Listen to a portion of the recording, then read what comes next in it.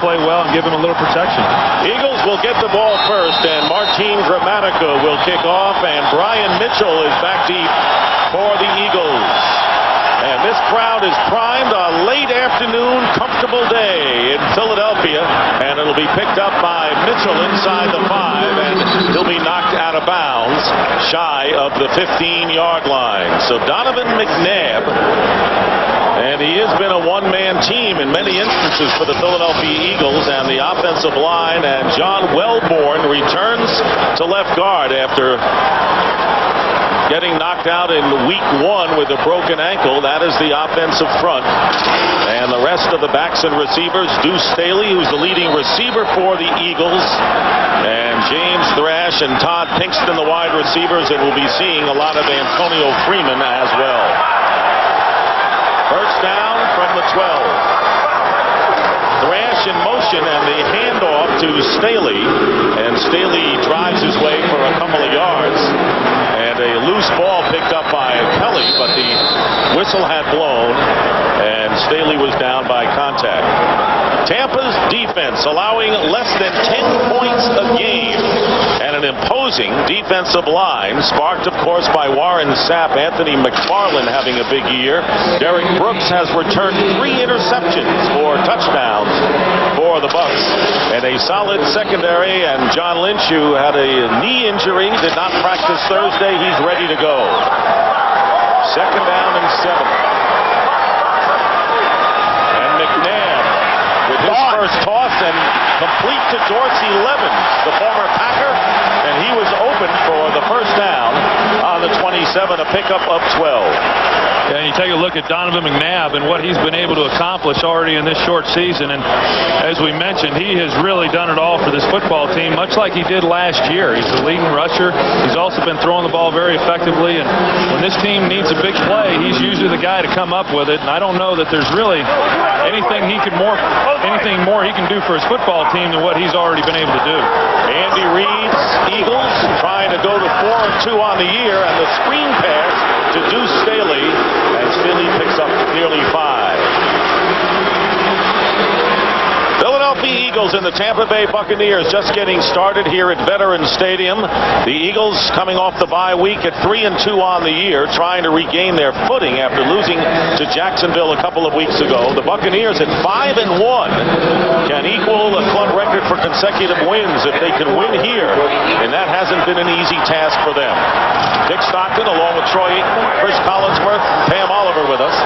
Second down and 4. And the quick pass to Pinkston, and he is tackled by Kelly after a gain of 1. And right now, for a game break, let's check in with James Brown in Los Angeles. JB. Hey, Dick, San Francisco was trying desperately to get back into the contest against the New Orleans Saints. Here was the last play of the game here. Garcia hooking it to Kevin Barlow. He doesn't get out of bounds in time to stop the clock. That ends it. The Saints upending San Francisco by 8. Back to Dick, Troy, and Chris. JB, and so the Saints 6-1, and that's where Tampa Bay wants to be, and they'll have to beat the tough Eagle team to get there. McNabb, and a leaping catch by Pinkston, and another Philadelphia first down at the 40, and now the ball was not held on by Pinkston, did not have possession, and it'll go as an incomplete pass. So instead of a first down, it'll be 4th down for the Eagles. And that's the second time we've seen Donovan McNabb holding on to the ball and making the defender overrun the play. That time Todd Pinkston just dropped it. Carl Williams back for the Buccaneers, and the veteran Sean Landetta will kick it away. Eagles have 2 of the best kickers in the NFL, and here is Williams inside the 20 with a burst of speed, and Carl Williams tackled at about the 33-yard line by Sean Barber. So nearly 3 minutes gone by in the first quarter, and the Tampa Bay Buccaneers on offense, and this group will have to do a pretty good job of protecting Brad Johnson. Michael Pittman and Mike Alstott, a contrast in backs up front. Keyshawn Johnson, Keenan McCardell are the wide receivers, and Ken Tilger is the tight end. Buccaneers and Brad Johnson not quite getting the feel yet for John Gruden's offense, but They feel they're getting there. From the 34, first down, and chasing Johnson, and the pass is incomplete. He's trying to go to Mike Allstott, and he is out of bounds, bringing up second down and 10. The Philadelphia Eagles defense, and they're not that far behind the Buccaneers. Hugh Douglas, their main pass rusher. Corey Simon returns to the starting lineup after missing 2 games. Levon Kirkland, taken out of the Jacksonville game, returns as the starter at middle linebacker, and an excellent group of defensive backs. Second and 10 for the Buccaneers. Gone. And the swing pass to Allstott, and the ball is jarred away, and chasing it, and the Eagles will pick it up. Barry Gardner has it. So the officials rule that it was a completed pass to Allstott, who fumbled it, and Gardner will give the Eagles tremendous field position inside the 20. Well, for Mike Allstott, this has always been the knock against him. His inability to hold on to the football. He's fumbled the ball in so many key situations here early in the ball game against a defense like the Philadelphia Eagles. It just kills your football team. This likely is going to be one of those 17-10 kind of games. You just can't give Donovan McNabb and the Philadelphia Eagles this kind of field position early on. Well, obviously, this is the last thing that the Tampa Bay Buccaneers wanted to have happen to them. You saw in their first 2 offensive plays, they wanted to be conservative. I'm a little surprised that they did not come out and run the ball the first 2 downs. They know how critical it is to stay out of long down situations. That's part of the reason why they threw such short patterns, and then they get the turnover here. This play here is going to be challenged, however. Yeah, John Gruden is going to challenge this one, and that's a smart move. It was Bobby Taylor who put the hit on Mike Allstott, forcing the fumble. And you're going to challenge anything, I would think, Chris, when the Eagles will have a first down inside the 14. All right, now if you catch the football, you have to get both feet down and then make another move related to football. No question about it. That's a fumble all the way. It won't even be close. Once he gets his hands on the ball, 2 feet down, now makes a move, and the ball is knocked out of his hands. And the worst thing for John Gruden is that he loses a timeout, Troy, so it's a wise challenge, even though it looks, from all the replays, as if Allstott did indeed fumble. Yeah, it looks like he did, in fact, fumble, and if that happened, then you're right, he'll lose a timeout, which right now is the least of his concerns as opposed to trying to get the football back. But I think what we're going to see today is 2 outstanding defensive football teams, and it's really going to come down to which offense is able to control the line of scrimmage and not make the bad plays. I mean, it's a game of field position. Anytime you got 2 teams that are matched up like this, Tampa Bay had an opportunity right there after the kickoff return, or the punt return, with good field position. Now they give it right back because of the turnover. The Philadelphia Eagles are sitting here real well. And the referee, Ron Winter, taking a long look at this. And, of course, now, Chris, this puts in jeopardy the Tampa Bay Buccaneers' enviable statistic. They have not allowed an offensive touchdown on the road all year. But Ron Winters will give us his verdict. Andy Reid and John Gruden, who were assistant coaches in Green Bay for several years in the early 90s, respect and know each other very well. Here's Winter. After review, the receiver possessed the ball, had 2 feet down, the third foot was coming to the ground, the ball was knocked loose by the defender. That's a catch and a fumble. The ball belongs to Philadelphia, first down. Tampa Bay is charged with a timeout. And the issue Mike Allstott always has is that elbow has a tendency to fly out when he's going to make a move. And it gives the defenders a chance to punch the football out. You can see how strong he is. He's a big, huge, physical guy. But anytime that elbow flies out, it allows the defender to come in and simply punch it right through the gap. So the Eagles, with a big defensive play, have the ball on the Bucs 14. First down, Deuce Staley for a couple up the middle. It is very hard to score on this Tampa Bay team, but they have their backs to their proverbial wall here early in this game.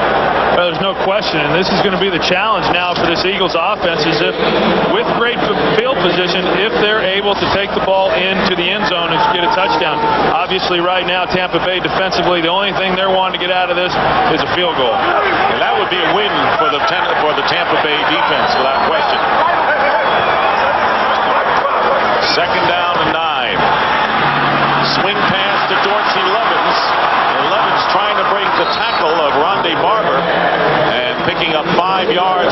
process, bringing up 3rd down and long. One of the problems when you play the Tampa Bay defense is that you just have to do things faster than you're normally doing them. You see McNabb getting back in the pocket. They're doing a nice job maintaining their lanes, coming straight up the field against them, but they're forced to throw the ball out of there a little bit quicker than what they're used to. If there's such a thing as a big 3rd down play early in the game, this would be it. And the Buccaneers packing the line, and the quick pass, it's deflected, trying to get it to Todd Pinkston, but it was deflected by Simeon Rice, and bringing up 4th down, and the Eagles will have to settle for 3. Yeah, and that's not surprising at all. You watch 97, Simeon Rice right there. He's a big, lanky guy, defensive end, and he's done a great job all season long of being able to get his hands on balls. That's actually his 8th pass that's been defense. He's even got an interception on the season. He's done a great job of putting himself around the football. David Akers attempting a 30-yard field goal. And Akers' kick is good, and the Eagles will take a 3-0 lead. But it's a kind of a bittersweet lead as Philadelphia hoped to get 6. And it was Taylor who made the crunching hit on Allstott, who's looking to make amends. So early here in this first quarter, the Eagles on Akers' field goal leading 3-0. Well, October's magical matchups continue tonight with Game 2 of the World Series in Anaheim. The Giants will try to take a 2-0 lead when they send Russ Ortiz to the mound, while the Angels try to even the series as they counter with Kevin Napier. The World Series continues tonight on Fox. Game 2 at 7:30 p.m. Eastern, 4:30 p.m. Pacific. Joe Buck and Tim McCarver are out in Anaheim for Game 2.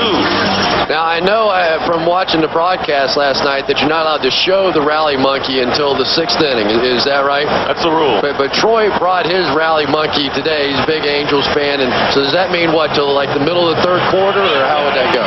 Well, I've given a lot of thought to this, and I think that the rally monkey makes its appearance in the 4th quarter. Right. What I think is only appropriate. I think to me that equates to the 7th inning in baseball, and they need the rally monkey today. All right. There's the Eagles scoring drive. Akers' 30-yard field goal giving Philadelphia the lead, and he'll be kicking off. Aaron Stecker and Dwight Smith go back deep for the Buccaneers. Dwight Smith turns the corner, and Dwight Smith gets an extra 17 yards and goes out of bounds after a terrific return. And right now for a game break, once again, here's JB, James Brown. Hey, Dick, Miami had beaten Buffalo 4 straight, but Buffalo's defense forced 6 turnovers, and then Drew Bledsoe having an outstanding year, hooks up with Eric Moe, 70 yards to pay dirt, and it was Buffalo upending Miami by 13. Back to Dick, Troy, and Chris. Now, I thought Jimmy Johnson said that Ray Lucas was going to be huge today and have a big ball game against Buffalo. I guess Jimmy was wrong, huh? You are what your record is. 1st and 10 at the 32-yard line, and here is Allstott. Allstott coming off a big game last week for the Bucs when he gained 126 yards and scored 2 touchdowns. He gets 3 yards with Barry Gardner, the middle linebacker, making the tackle. And this was Allstott's fine outing last week. Yeah, he had a great outing in the second half of last week's ball game. And I like what John Gruden did right there. The last time he had the ball in his hands, he fumbles it, come right back the next possession, first play, give him the ball, let him run with it. 2nd and 7, 2 tight end alignment with Ricky Dudley in there as well. And with good protection, throwing the ball away. You can protect for only so long as Paul Grasmanis and Corey Simon finally got to Brad Johnson. And they are so happy to have Corey Simon, number 90, back in the lineup again, working on this pass rush for Brad Johnson. A very dangerous situation. Paul Grasmanis literally falls right on the back of his knees and ankles, but that's the kind of pressure that Brad Johnson has been under all season long. Hugh Douglas out the last 2 plays has come in for the pass rush on 3rd and 7. Nearly falling down as he goes back is Brad Johnson, and he completes the pass to Joe Jurevich. Vicious, the former New York Giant, and the reliable third down receiver gives the Buccaneers a 13-yard gain and a first down close to midfield. Well, the one thing John Gruden did not want this team to get into was third and long situations, but you see here Brad Johnson does a great job of sliding, giving himself some room, finding Joe Juravicius, and Joe Juravicius is a big, strong guy. He's with the Giants last year. He's got some real ability, had a good year last year, and you see right there, nothing exceptional as far as the route running, but because of his size, he gives Brad Johnson a big target to throw the football. And he did a good job of beating Ike Reese to the middle of the field. First down, and the first carry of the day for Michael Pittman, and he picks up 2 yards and getting to midfield. Hugh Douglas and Brandon Whiting on the tackle. Pittman on the receiving end had a big play last week for the Buccaneers, gaining 64 yards on the first possession. And we were talking with John Gruden last night and saying, the running back controversy, All-Star, Pittman, everything going on. He said, hey, all these guys had their own football cards. They all had their own incentive clauses. They all went to ball, but we're going to try and mix it up a little bit. Second down and 8, and the pitch going to Pittman. And Pittman drives his way into Eagle territory, picking up 3 yards. Carlos Emmons making the tackle. It'll be third down. And Mike Pittman, that really is what I expected him to come out and do in the first series. Instead, they got the ball there to Mike Allstott, but Michael Pittman is a very strong, powerful runner. He can do a lot of things. He's got great speed. I really feel like he's going to get a heavy dose of the carries in this ball game. Third down and 5 on the Eagle 47. McCardell going in motion to the right. He's covered well. And they're trying to get it to Keyshawn Johnson, but the nickel cornerback, Al Harris, was with him all the way. There was some contact, but incidental as it is.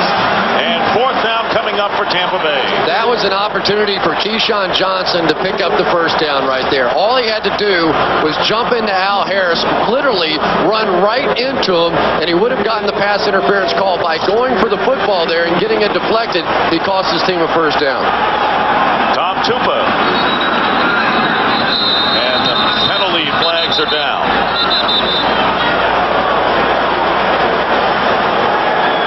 And it was Timeout. Philadelphia. before the snap. The Eagles Prior to the snap. calling a timeout. And Andy Reid's probably wondering why the timeout was called. We'll be right back. Fox NFL Sunday is brought to you by Southwest Airlines, proud sponsor of the NFL and official airline of Super Bowl 37. Take a look at that last play, and Brad Johnson on the right-hand side, and he's looking to his right. He comes back to Keyshawn, who was his third receiver. Chris was right. If Keyshawn goes up, he may get the pass interference, but if Brad gets the ball down the field, it could have been a touchdown. Tom Tupa looking to keep the ball inside the 20. The fair catch called for, and the Buccaneers will down it at the 5-yard line. Dwight Smith with a terrific play for the Tampa Bay coverage team. And the Eagles have a long way to go when we come back to Philadelphia. Fox NFL Sunday is brought to you by Volkswagen. On the road of life, there are passengers and there are drivers. By Visa, it's everywhere NFL fans want to be. By Sprint, introducing PCS Vision, clearly a whole new way to look at wireless. And by Enterprise Rent-A-Car, we'll pick you up.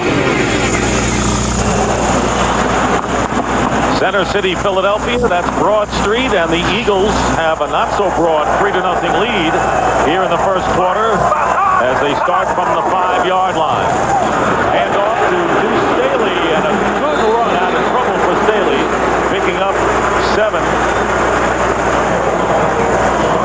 Well, John Welborn now in there at guard right here, doing a pretty nice job against Warren Sapp. Warren Sapp gets so wide in that technique, you always think he's coming up the field. That time, the inside stunt, and Welborn just simply ran him right past the hole, and Deuce Staley did a nice job finding it. And you might add, the last 2 meetings that these two teams have had, John Welborn's done a very nice job against Warren Sapp. Second down and 3, Dorsey Levens in there, but it's a pass to Thrash, and he reverses direction and gets the first down plus. So got left in his tracks by James Thrash, who ends up with a 12-yard gain. James Thrash in his second season in this offense, which has allowed him to play with a lot more confidence and aggressiveness. You see the move that he makes right there on Brian Kelly. He's an exceptional athlete, one of the hardest working guys on the football team, and does a nice job there. 4 touchdown catches for Thrash, and the handoff is to Cecil Martin, and Martin will lose a yard on first down as we check in once again with James Brown for a game break. Hey, Dick, to show you how overtime was forced between Chicago and Detroit, Jason Hansen, with 5 seconds left, boosts that 24-yarder.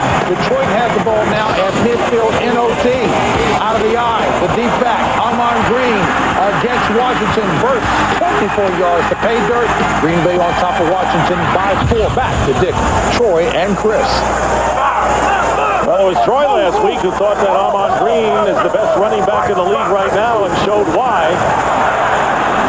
And the pass thrown out of bounds. Good pass rush on McNabb on 2nd down and 10 with Ellis Wims putting the pressure on. Very versatile and deep defensive line for Tampa Bay. That's Monty Kiffin, who was rewarded on Friday with a new contract extension, keeping everything intact. And I think we're seeing a little different style out of Monty Kiffin this year. A little more on the blitzing, a little more man coverage. This looks like maybe he trusts these quarterbacks a little bit more this year than he has in the past. Eagles bring in Brian Westbrook, their rookie from Villanova, impressive in preseason. McNabb looking to get away, and it's knocked down. And the fumble, and the Buccaneers pick it up, and it's Derek Brooks. That's his 4th touchdown of the year. 3 on interceptions, this one on a fumble recovery. And the Tampa Bay defense making an impact here in the first quarter. They don't even need an offense, Troy. They just win games by themselves. They've scored more touchdowns defensively than they've given up as a defense. This is unbelievable. Simeon Rice going against Trey Thomas. He had the same sack last season in the playoff. Donovan tries to buy more time. Simeon comes in, tomahawks the ball out of his hands, and they get it back to Derek Brooks. And another touchdown for Derek Brooks, his 4th of the year. And how about Simeon Rice, who played on the same high school at Mount Carmel in Illinois, in Chicago, as Gramatica kicks the extra point, setting it up for Derek Brooks. So Simeon Rice knocking the ball away from his little brother, as he calls Donovan McNabb, and the Buccaneers defense gives them a 7-3 lead.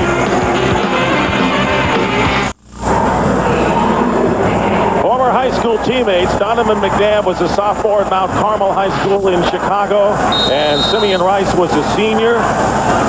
They were very close in high school, maybe too close for comfort for McNabb on that last play, as Derek Brooks runs in the fumble for the score. Brian Mitchell still going. Remember, he had a 100-yard kickoff return against the Tampa Bay Buccaneers in a losing cause when he was with the Redskins several years ago. Brings us back 45 yards and good field position for the Eagles. Trying to come back in a 7-3 game led by Tampa Bay.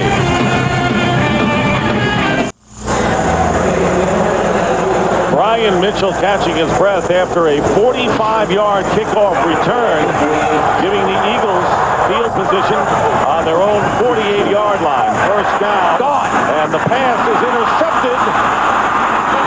Brian Kelly bringing it back, directing traffic. And Kelly tackled by Pinkston as about 6 penalty flags fly. As Kelly tackled by the wide receiver at the 42-yard line of Philadelphia. And once again, Donovan McNabb under siege by that incredible Tampa Bay defense. Tell you what, Greg Spires just planted Donovan McNabb that time, and the story clearly of this first quarter is the offensive line of the Eagles just can't handle these guys.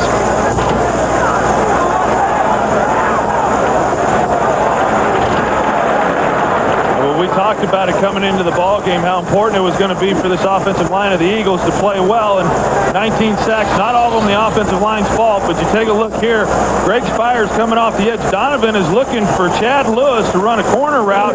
He gets pounded just as he's getting rid of the football. Just so everybody knows, this penalty is going against Tampa Bay, but it was on the run back, so they will retain possession of the football. It was an illegal block. And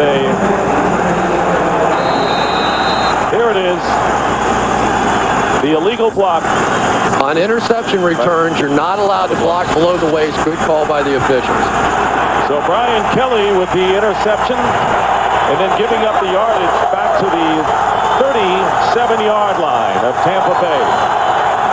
And now Grant Johnson calls a timeout, so counting the challenge that went by the boards earlier by John Gruden, the Tampa Bay Buccaneers have only one timeout remaining.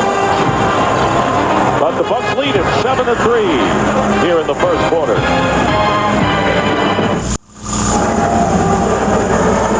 So far, the story of this game is the Tampa Bay defense, and I know that the Bucs feel that this is their first real big test of the year, guys. Well, so far they've met it. You know, I mean, just when you think they can't do anything more defensively, here they get the turnover and Brooks runs it in for a touchdown. Yeah, so far we've got the Bucs defense with 7 points and the Eagles defense with 3 points. From the 37-yard line, they lost 21 as a result of that penalty. Here is Grant Johnson getting rid of it, and the pass incomplete. Intended for Michael Pittman, and Brandon Whiting was chasing Brad Johnson, not the most mobile quarterback around, and that's why protection will be critical today for the Buccaneers. Yeah, and talking with John Gruden last night, he said that one of the things that he looks at the end of each ball game is he doesn't like wasting plays. He said sometimes there's 5 or 6 plays in a game that are just wasted. I think when he goes back and looks at the film on Monday, that one right there was a wasted play. 2nd and 10.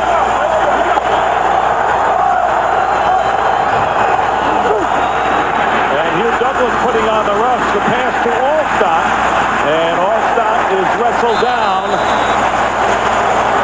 but a loss of 2 yards on the play. Darwin Walker.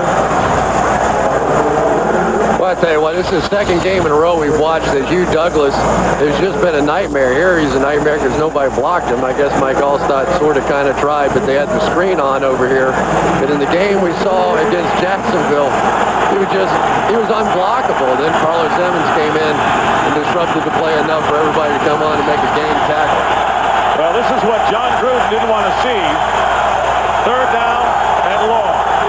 3rd and 12. Jim Johnson's defense blitzing, and they're coming on, and the pass caught by McCardell, but it'll be way short of a first down. Blaine Bishop coming in, and they send everyone at different times from different places, and it works for him. Well, that's right. Jim Johnson right there, defensive coordinator. That's why John Gruden didn't want to get into 3rd and long situations. They bring blitzes from all kinds of places, different personnel packages. You see right there, they make them get rid of the football early. Tom Tupa and wobbly kick, and Brian Mitchell returning, and Mitchell turns the corner, and Mitchell again will give the Eagles terrific field position. Todd Yoder making the tackle, a 17-yard punt return for Mitchell. Last time the Eagles had golden field position, they coughed it up on the interception. You know, Troy, this game might come down to which offense makes the fewest mistakes. I mean, really, against both of these defenses, you're not going to get much going on the offensive side. And so far, we've seen that as long as the offense just punts the football, it's a pretty good drive.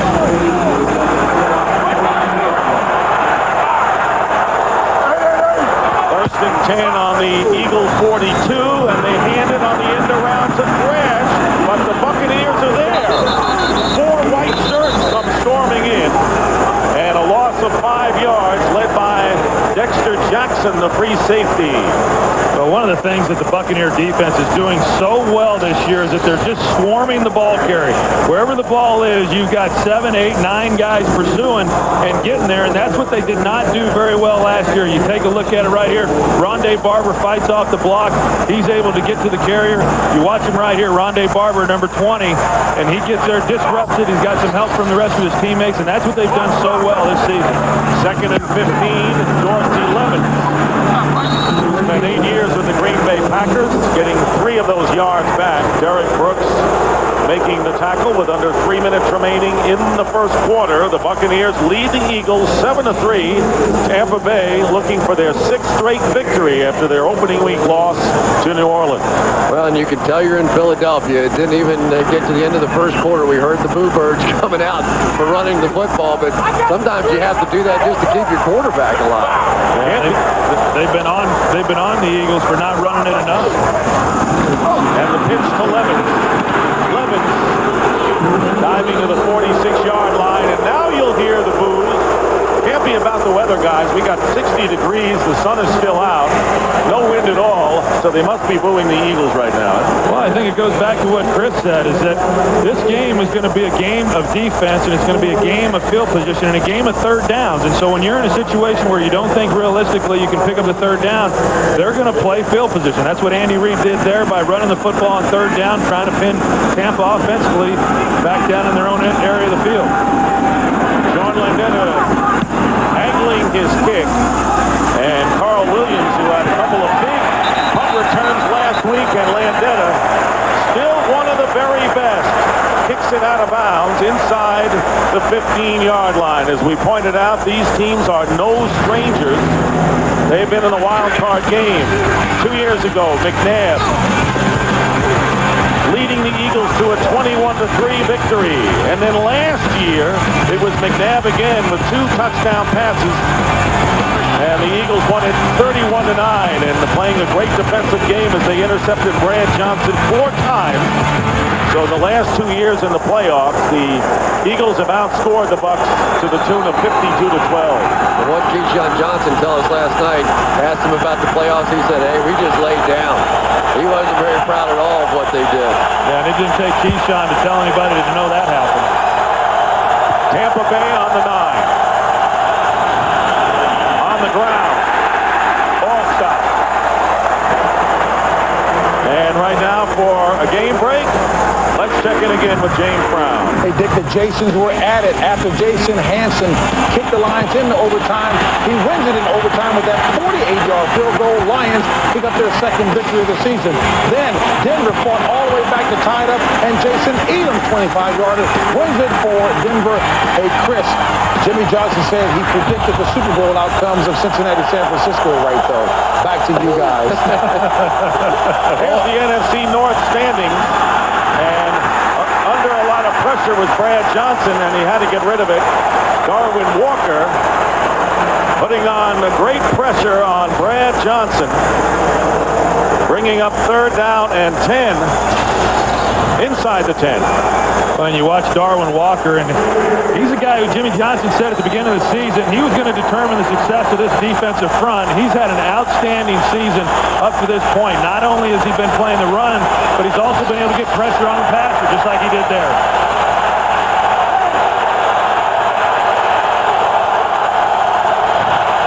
And the pitch going to Pittman. And a big play made by Blaine Bishop, the veteran safety, formerly with the Tennessee Titans and the Houston Oilers, holding Pittman for 3 yards, and a Eagle defender is down, and it's Corey Simon, who's just coming back after missing 2 games with a high ankle sprain. He played the season opener and then got hurt in week 2. Yeah, and it looks like that might be what's bothering him again, is that high ankle sprain, and those are a real nagging injury, and it's just very hard to overcome those, and you're not going to overcome them in just 2 weeks, and by the looks of that right there, it's something that's still giving him some problems. Yeah, I talked with Jim Johnson, the defensive coordinator, on the field before the game, and he said, you talk about how important one guy can be. This Corey Simon just understands the game of football. He knows when the screens are coming. He knows when the draws are going to be there. It looks like he got leg whipped on the backside of that thing by Kenyatta Walker. This is a major blow for this Eagles defense. Got to remember that they lost Hollis Thomas, a fine run defender earlier, and here's that play again. Well, it looks like he might have just stepped on it. slipped on a foot, stepped on it wrong. I mean, any wrong movement when you got a high ankle sprain like that is going to flare that thing back up. And they weren't real sure that he was even going to play in this ball game until late in the week. And he'll be replaced by Paul Grasmanis. And Paul's been playing the last couple of weeks and has done a nice job for this team. Brian Mitchell is back. Tom Tupa kicking from the end zone. A new long snapper for the Buccaneers, Ryan Benjamin. They haven't been happy with their kick snaps, and a beautiful punt by Tupa, and Brian Mitchell is stopped in his tracks by Corey Ivy. A tremendous covered play by Corey Ivy of the Buccaneers. So no return after a 51-yard punt by Tom Tupa. Ivy's been doing a tremendous job all season, run long, just outruns Al Harris, and then goes low down there. We see so many guys that are out there trying to cover the kicks that want to go head up and get the big hit. He just made sure he got Brian Mitchell on the ground. Perfect tackle. 35 seconds remain in the first quarter. Buccaneers lead 7-3, and Deuce Staley with the carry, picking up nearly 5 yards as we check in for the first time, but not the last today, with Pam Oliver. You got that right, Dick. Andy Reid, really concerned about the way things are going offensively. On the last couple of possessions after the offense has walked off the field, he was sure to go over to the offensive linemen, the receivers, and to Donovan McNabb to pat them on the back to keep their spirits up and keep them encouraged. Back to you. You got to do that, Pam. It's only 7-3, but the Eagles average 33 points a game, leading the NFC, and they have no offensive points other than the field goal. That is the end of the first quarter with the score. The Buccaneers 7, the Eagles 3. And the NFL on Fox will continue after these messages.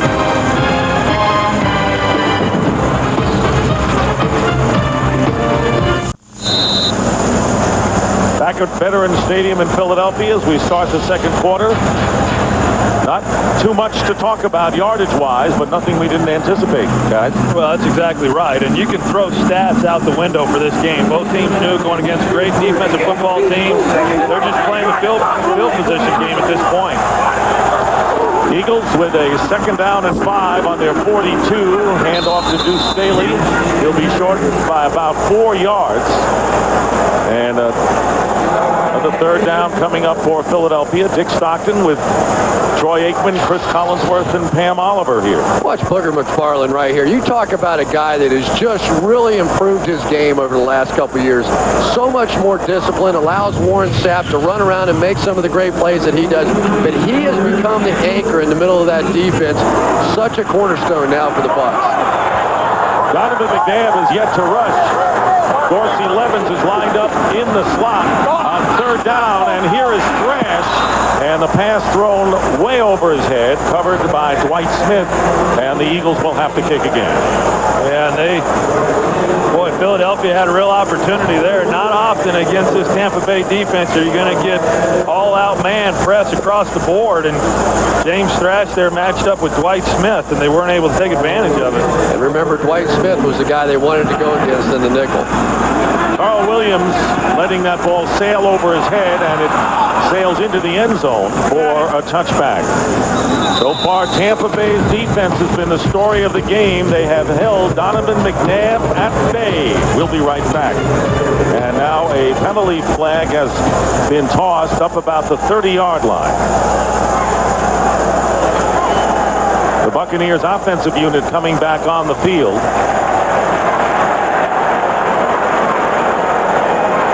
And a hold against Tampa Bay on a ball that was not returned. Well, it has been the Eagles special teams that have been so bad early in the year. Holding number 35 of the return team. 10-yard penalty. 1st down. Here is Corey Ivy, who made a fine special teams play before. Now he cost the Buccaneers yardage. Fox NFL Sunday is brought to you by Ford, No Boundaries. By Miller Lite, life is best told at a place called Miller Time. By Microsoft, providing software for the agile business. And by DirecTV, movies, music, and exclusive sports from the leader in digital satellite entertainment. down from the 10. And the pass might have been tipped at the line of scrimmage from Brad Johnson. Corey Simon re-aggravating his high ankle sprain, replaced by Paul Grasmanis at defensive tackle.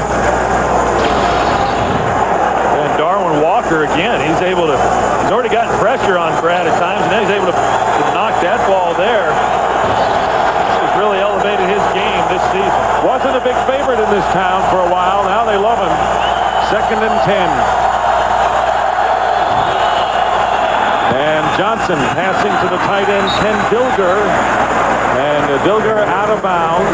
Still needing about 6 yards, though, the Buccaneers for a first down. Dawkins and Vincent on the play. So Tampa Bay now facing a 3rd down. And Buccaneers' first 4 possessions, 3 punts and a fumble, but they're in front, 7-3. And what did John Gruden tell us? That if we're 3rd and 7 all day, we might as well just get on the bus and go home. Well, they've been 3rd and 7 all day. Andy Kalu, pass rusher off the bench, is in the game. Short drop, and Brad Johnson pass, and it's knocked down by Bobby Taylor, intended for Keyshawn Johnson. And that'll bring up 4th down for the Buccaneers. And a flag is down at the 20, and it's called against the Eagles. Number 21, defense. Penalized on the spot of the foul, and a first down.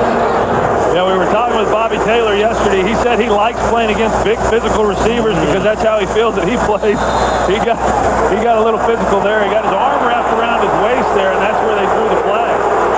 They were doing a dance out there, Chris. He was holding on for dear life. Unless they called holding, that was not pass interference. He did grab the jersey early on.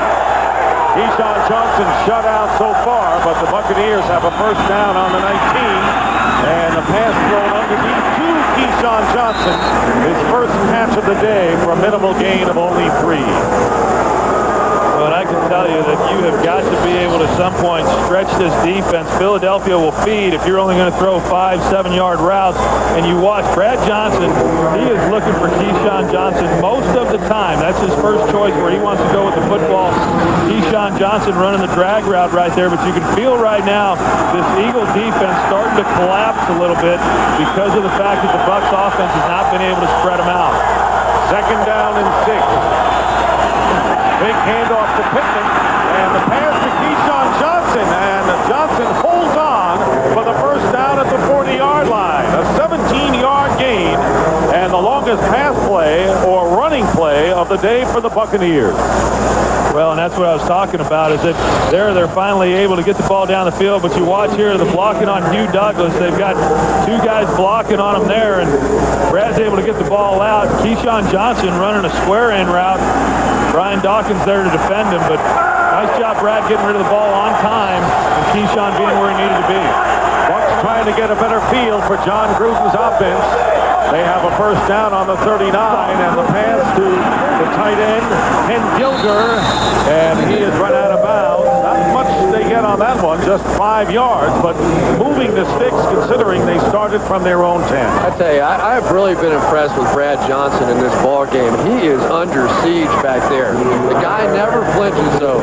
Gruden telling us last night, let's face it, guys, he's not going to win any punt, pass, and kick competitions. He's not going to beat anybody in the 40-yard dash, but he's tough. He hangs in there. He doesn't make the big mistakes, and that's why he's the starting quarterback for John Gruden.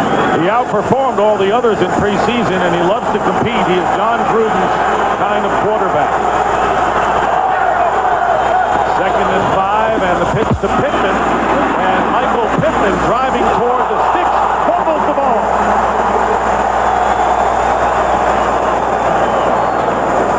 And it appears, without a signal, that Kerry Jenkins recovers for Tampa Bay, their left guard, and they will still be short of the first down by a yard. Yeah, they're running there at Hugh Douglas. You can see the attention that he's getting.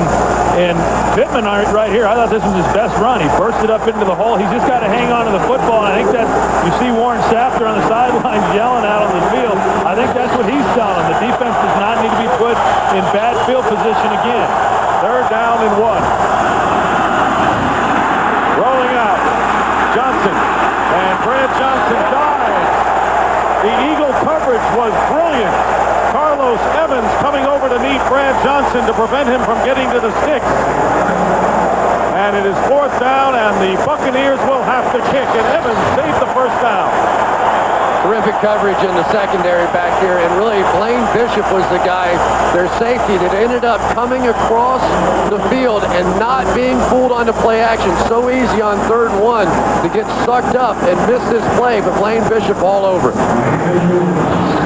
So the Eagles hold in what is turning into be a defensive battle. Tom Tupa kicking. Brian Mitchell back down, and he will fall on it inside the 15-yard line, and that's where the Eagles will have to start. Bobby Taylor had touched the ball, so Mitchell had to jump on it in a hurry.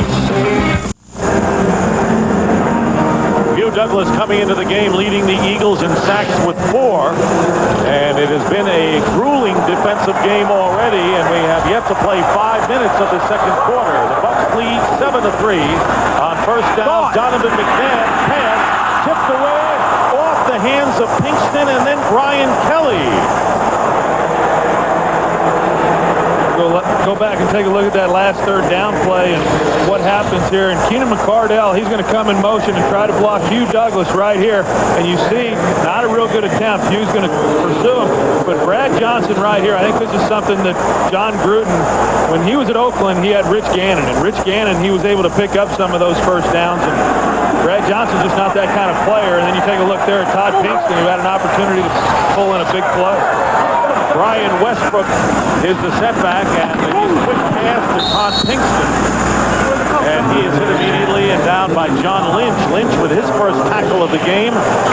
And the Eagles picking up 6 yards. 3rd down coming up. I tell you what, John Welborn, for a guy who's coming back off of a broken leg and hasn't been playing much, has been doing a terrific job so far against Warren Sapp.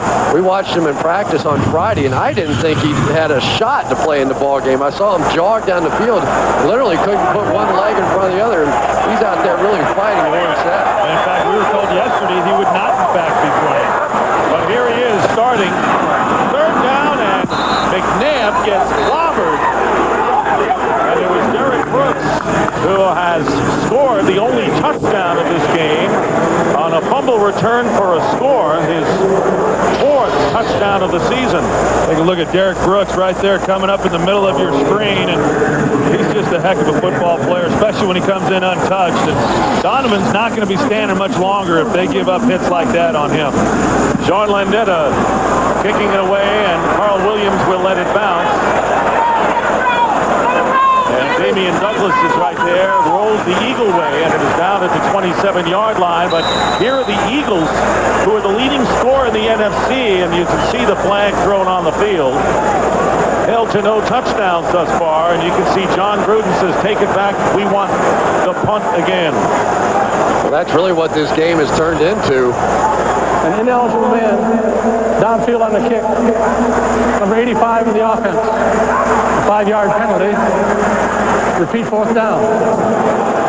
There is Donovan McNabb, normally an easy-going, loose guy, but I don't see any smiles on his face because he has been hit, hurried, sacked, and picked off in this game, and his team is losing 7-3, and that penalty nullifies a brilliant 53-yard punt by Landetta. And just to finish my thought, this is really a battle between these two punters, and when your punter gets off a great kick like that and gets the positive roll, it really hurts your football team now having to drop back and do it all over again, because the Buccaneers should get some great field position.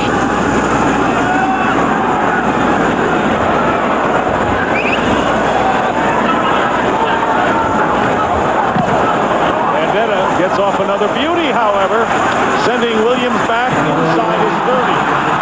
Carl Williams needs a block. Flag is down, another one down. And that has all the earmarks of a Tampa Bay illegal block, and Warren Sapp with a glare and a few words for the side judge as we bring this one back. He's playing even when he's not playing, and there is Gardner, Barry Gardner. Return. Holding. 56 of the return team. A 10-yard penalty. First down. Well, Barry Gardner, who is playing just about half the time at middle linebacker, is shaken up and not getting up. We've already seen Corey Simon re-aggravate his high ankle sprain. So right now, things are kind of glum for the Philadelphia crew.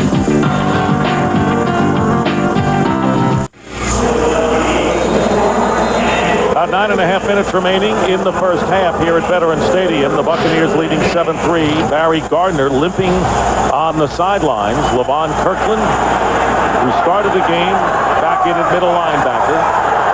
First and 10 on the 35 of the Bucs. Keep it on the ground to Michael Pittman. And Pittman crosses the 40-yard line. Kirkland on the tackle. Well, Chris, you said it would be a game like this. Yeah, I think it's been just a great football game so far. I know sometimes the fans get caught up in the fact that offense, but these are two of the best defenses playing in the National Football League, and they're like two heavyweights just slugging it out in the middle of the field, and it really may well come down to which offense makes the fewest mistakes. Well, you would have thought that the Eagle offense would cash in, if anyone, because they had been so prolific. Tampa Bay still trying to get settled on that end of the ball, and the handoff to Pittman.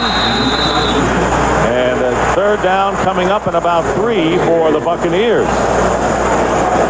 The Buccaneers, the Eagles right there, they bring a blitz off the corner. It looked like the Bucs had the right call on, trying to run it up the middle, and just unable to really get any kind of push up inside with that offensive line. And the knock last year on this Philadelphia defense was that they were unable to play the run very well, and in fact, they gave up a lot of big plays. It wasn't that as a whole they didn't play well against the run, but they sure have this year. Ball control virtually even. Third down and 3.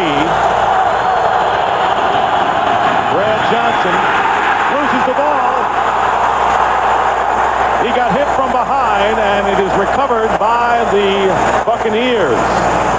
It was Cozy Coleman who recovered the fumble after Brandon Whiting stormed in from behind on Brad Johnson. Well, you take a look here at Brad Johnson, and what happened is these receivers, Keenan McCardell, he's waiting for him to turn around so he can get him the football, and Keenan is not getting into his routes quick enough, and Brad cannot hold the ball that long. Tom Tupa with a kick that will bounce at the 30, and Brian Mitchell had it and lost it on the big hop, and on the loose ball, the Eagles get it. So another close call for the Philadelphia Eagles. No love lost between these two teams. Special teams guys don't get a chance to touch a football very often. They're willing to go a fist fight for it. There we go. It's showtime now. Zap's got a smile on his face. He's ready to hit anybody. Well, he's having a good time. Different story for Donovan McNabb to this point.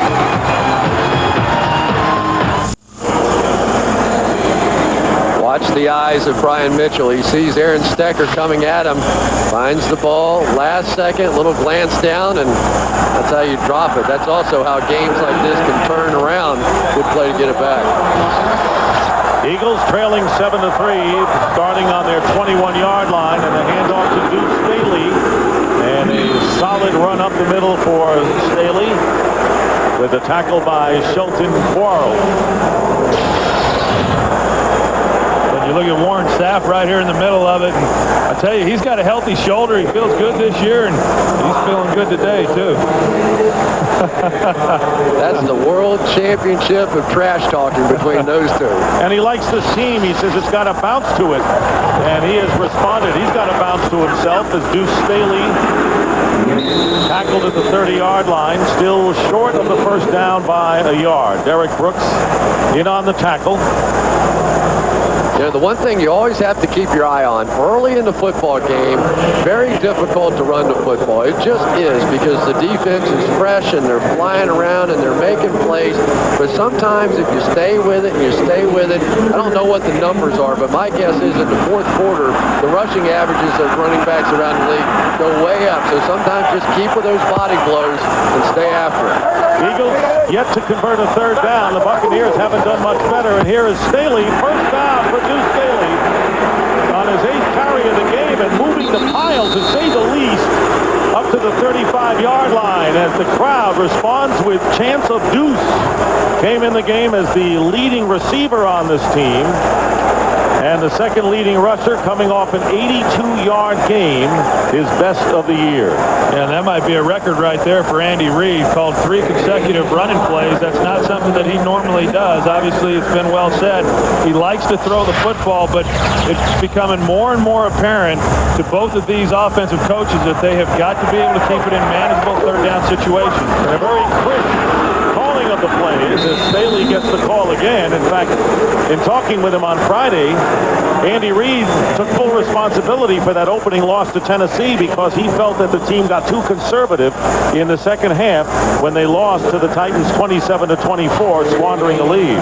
You know what's been amazing here is this Philadelphia Eagles offense in the first half of ball games have been throwing the football 75% of the time, and the mix has been much more skewed towards the run here.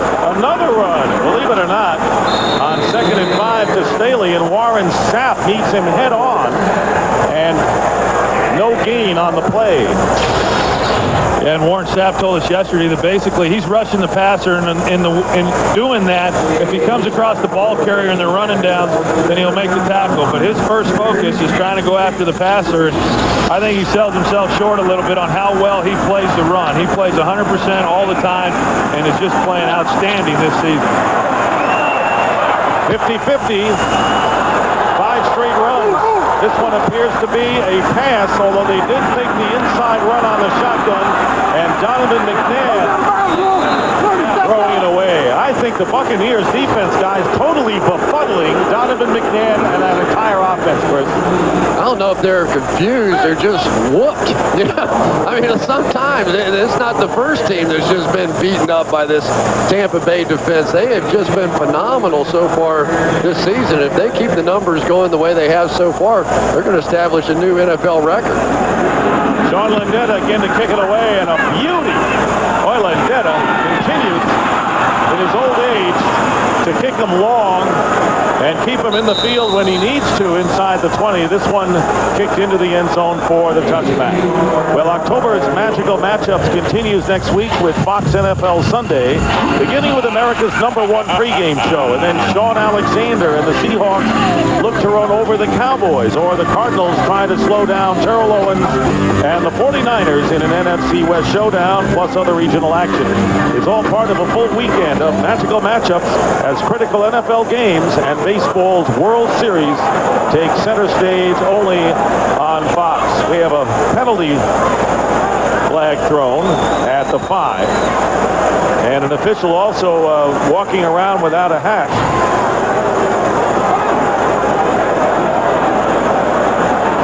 Ron Winter sorts it out. Illegal touching. Number 82 went out of bounds during the kick. When he came back in, he was the first to touch the ball in the end zone. Illegal touch. 82 offense. Penalties decline. First down. Damian Douglas, 82. You see him go out of bounds right there. He can't then be the one to touch it, but he is. And that really is a meaningless call, considering that it was in the end zone for a touchback anyway. First down on the 20 for the Bucs. Here comes the pressure, and the pass intended for Gilger, incomplete. Carlos Emmons, one of the 2 Eagles, storming in on Brad Johnson. And Carlos Emmons, you're going to see him coming, and number 51 right there. And Brad Johnson has only been sacked 9 times coming into this game, but I can tell you he gets hit probably more than any quarterback in this league, and he does a great job of just getting rid of the football. Jim Johnson dialing up the blitzes, and he can dial them up. 2nd and 10 for Tampa Bay.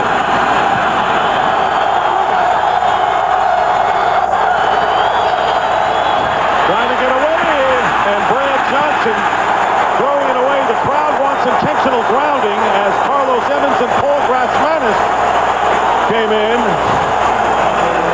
And he just had to get to the outside the tackle box. And Grassmanis comes up lame. And And I think you're seeing a fundamental shift now by Jim Johnson in this defense. They're going to blitz no more. With Barry Gardner out of the game and Levon Kirkland at middle linebacker, they're blitzing Kirkland because they don't want to leave him back in coverage. 3rd and 10, the pitch to Michael Pittman. Pittman can't get to the sticks.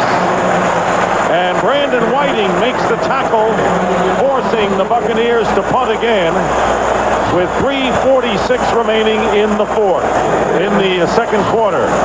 Well, that's a great sequence of events by the Eagles defense and defensive coordinator Jim Johnson. Really a nice job of overloading the sides, bringing pressure on Brad Johnson, not giving him any room to get anything going offensively. Here's Tom Tupa with his 6th punt of the game. We have had 11 punts, and Brian Mitchell fields it on the 25. And Mitchell breaking a couple of tackles. And here's Mitchell. And Mitchell tackled from behind by Aaron Stecker. And he's gone after the Bucs bench. Remember all the trash talking after he fumbled the last one? He's going back and putting it right in their face now. 29-yard return by Brian Mitchell into Tampa Bay territory. So many times on punt returns, when you see a returner getting a pile of people, the coverage men tend to relax, and I think it's exactly what happened. It looked like he was going down and then just bounced out of the pile. Yeah, there wasn't a whole lot of blocking going on right there on that return. Just you hate to say great individual effort, but that's what it was. And you wouldn't have thought he would have been able to get the yards that he was able to on that play, and that's why he's the best ever at doing it. And Troy, he did it all in traffic. So a first down on the 45 of Tampa Bay. McNabb trying to get going, and he is tackled after a gain of 3 yards by Shelton Quarles. And now Warren Sapp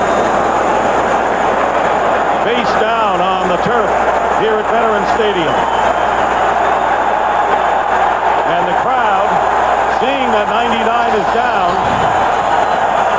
they're not disappointed at seeing this. Take a look, try to see what happened to him, and I don't know. It looked like he may have got poked in the face or something. I think that might have been John Welburn, but he went down and was in a lot of pain. Looked like he got poked in the eye. But he runs off on his own power. See the water coming out of his left eye right there. If it was John Welburn accused Warren Sapp last year in the playoff game of poking him in the eye. So Warren Sapp will come out of the game, and Chartbrick Darby, number 91, will take his place on 2nd down and 7 for the Philadelphia Eagles. The Eagles trailing 7-3, 2.5 to go, and here is McNabb on the play fake, has plenty of time, and in the end zone for the touchdown is Pinkston, still going. Pinkston on a perfectly thrown pass. 42 yards for the Eagles score. And absolutely no pressure without Warren Sapp in the lineup on Donovan McNabb. The only time all day long that he's been able to sit back, find his receiver, and deliver the football. Sapp out for one play, and the Eagles take full advantage. Well, you take a look at what happened. Looked like Brian Kelly thought he was going to get more help than he did from safety Dexter Jackson. Dexter didn't get over the top to help him out. After a bad hole, David Akers with the extra point. And the Eagles regain the lead, and that is the first offensive touchdown allowed by the Tampa Bay defense on the road all year. Philly is up now.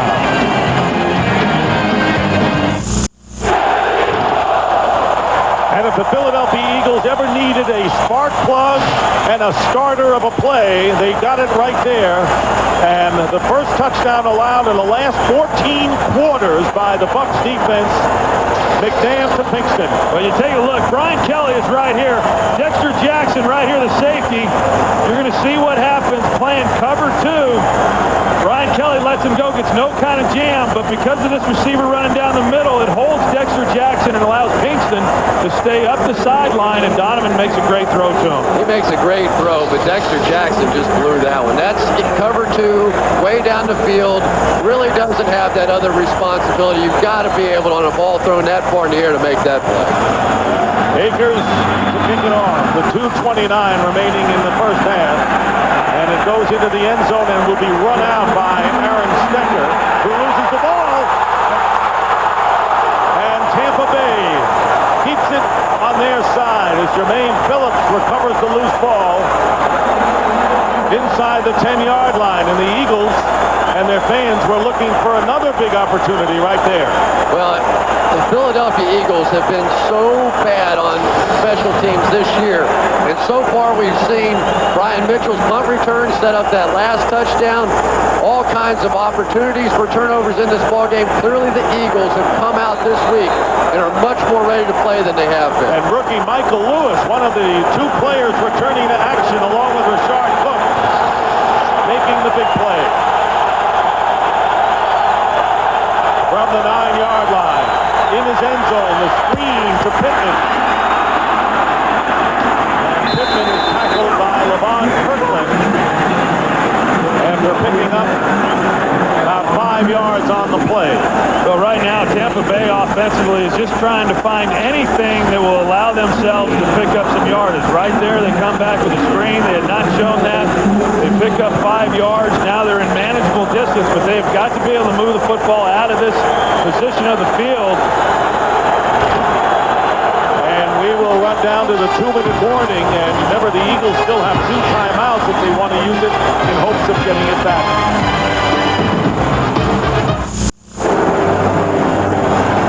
Warren Sapp with the hood on top of his head. As Pam Oliver reported that Warren got poked in the eye. Appears to be all right.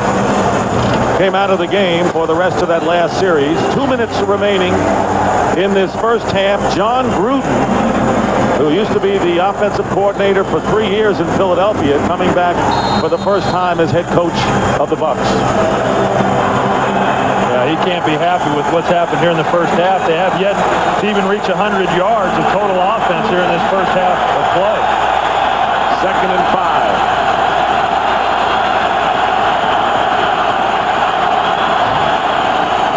Aaron Stecker.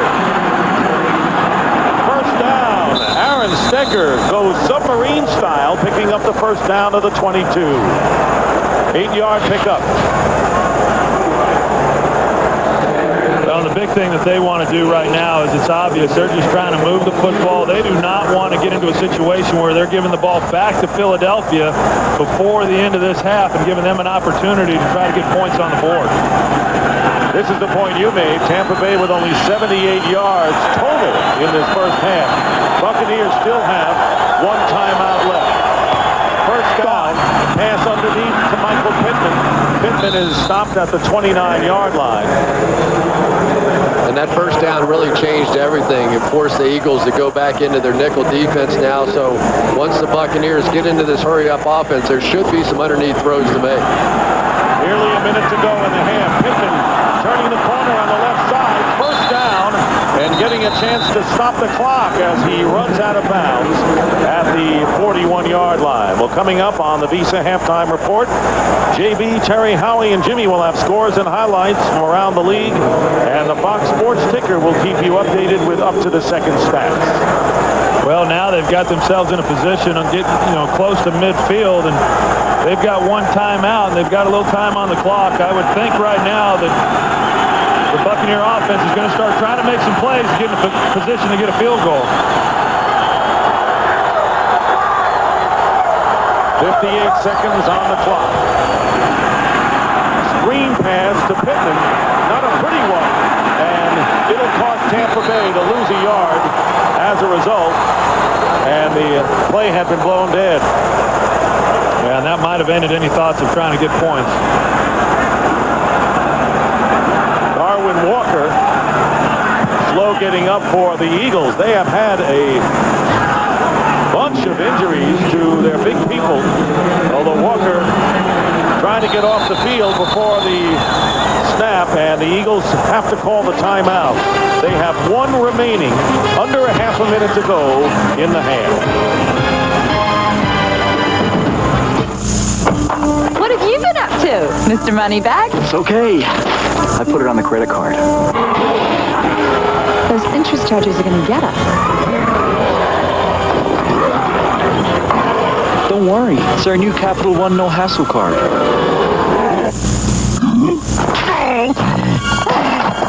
The Capital One No Hassle card has the nation's lowest long-term fixed rates, $0 fraud liability, and no telemarketing. What's a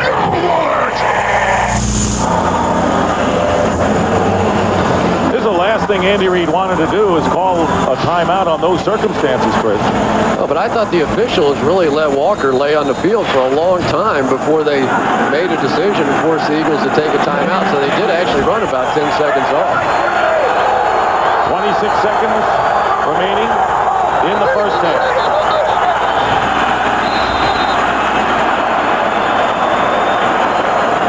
And they got Joe Juravicius, it looks like, for moving before the ball was snapped.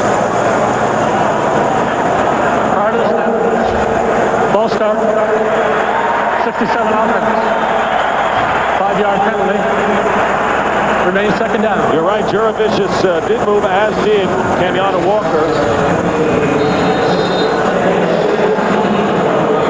Right there you go. Yeah, Brad came out inaudible and was changing the play, and Kenyatta thought he was actually snapping the ball and flinched. Second down and 16. And here is Brad Johnson to Keyshawn Johnson, and a first down into Philadelphia territory. A gain of 18 yards. And the clock stops with 18 seconds to go as the Buccaneers use their third and final timeout. Well, they ought to go to that play more often. They ran that earlier in the game, and it's the only play really that they've had any amount of success with. But it's one of the things Brad Johnson does very well. He does a nice job of throwing the in cuts and the out breaking routes, and he's got great anticipation and lays the ball in there, and Keyshawn Johnson, a big physical receiver. You take a look here at the help that he's getting up front. Joe Juravicius helping out on Hugh Douglas along with Ken Dilger, and that's the kind of attention that Hugh Douglas has been warning in this ball game. For a wide receiver, that's classified as a devastating block right there. 18 seconds remain, and not much time, and no timeouts remaining for Tampa Bay. They are on the 46-yard line of the Eagles.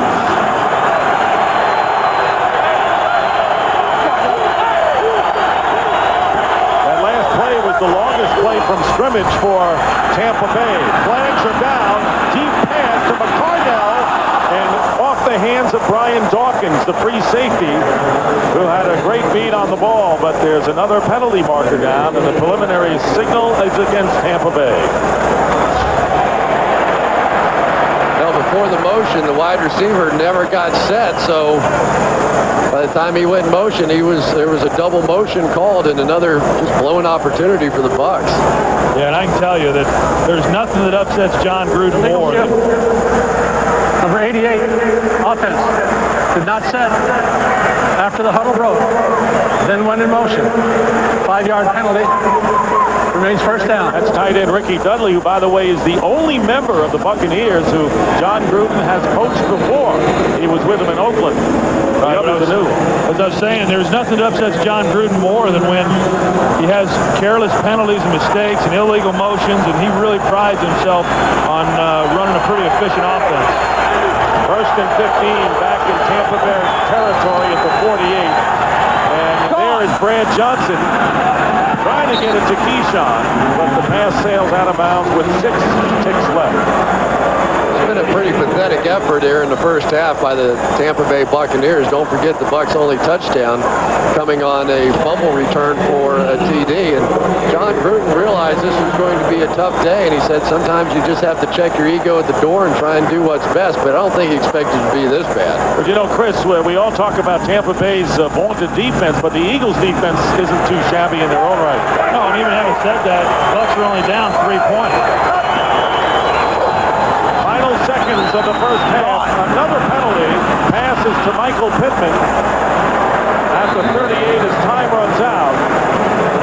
That's a big penalty, though. If it's on the defense, it gives you a chance to line up and try a field goal. It is on the defense. The signal is offsides against the Philadelphia Eagles after time had run out, so they got another play coming up. It's going to be a long field goal if they're going to... Offside. 53 defense. 5-yard penalty. By rule, when there's a penalty on the defense on the last play of the half, the period is extended. Second down. I think what it does do for them, however, is they get an opportunity now, if they elect to do it, is they can try to throw a Hail Mary into the end zone and try to get a play that way. Well, if Gramatica had gone for the field goal, it would have been about 70 yards, and he would have been doing some dancing then, I guarantee it. So here's the last play. And Darwin Walker back in action, sacking Brad Johnson, and you got to realize that if the ball had come loose and the Eagles picked it up, they could have run it in for a score themselves, Chris. In any event, that's the end of the first half. Stay tuned for the Visa halftime report with J.B. Terry, Howie, and Jimmy right after these messages and a word from your local Fox station. 10-7, Philadelphia in front. The Visa Halftime Report is brought to you by Visa. It's everywhere NFL fans want to be. And welcome to those of you watching Washington at Green Bay, Tampa Bay at Philadelphia. And in that first contest, Amon Green doing the job on the ground with 2 touchdowns, pacing the Packers on top of the Redskins 17-6. Bucks, Eagles, good first half. Johnson 71 yards. McNabb with a touchdown plus an interception. Eagles up by 3. And in that game, linebacker Derek Brooks picked up his 4th touchdown on the season, and you put that in perspective. You got it. Future Hall of Famer, the greatest receiver in the history of the NFL. Jerry Rice, only 2 touchdowns. Randy Moss, only 2. Johnson, well, you can see the rest of that. There it is. San Diego and Oakland, make that Cowboys and Cardinals. It's the Cardinals, 2 field goals by Bill Gramatica. There we go now with the Chargers. Raiders have won 4 straight, but Tomlinson, the difference in the first half there as well. 3 more sacks on David Carr, quarterback for the Texans, giving how many for the year now? 31 coming in. He's got 35 now. Ravens with their 5th straight over the Jaguars. Dolphins upended by the Bills, an upset in that contest. And the Broncos come back to win it in overtime, Terry, thanks to the 25-yarder by Elam. 214 yards receiving by Shannon Sharp. 2 touchdowns. Rams win again. Ball to the quarterback. Another nice day. 49ers and the Saints. You just saw that. Deuce McAllister running back, 139 yards rushing. And then Michael Vick back for Atlanta. They go up 30-0. Do an awfully good job. Vikings lose another one. Too many interceptions, too many turnovers. And the Lions, there you see it. Field goal, overtime, they win that one over the Chicago Bears. Jason Hansen with the 48-yarder there. All right, folks, now attention for those stations carrying the Washington-Green Bay game. You will take your local break. And then when we come back, some of you will go to local news. Others will come back to hear the Blonde Bomber articulate his way nicely through the highlights. That's right. Good question.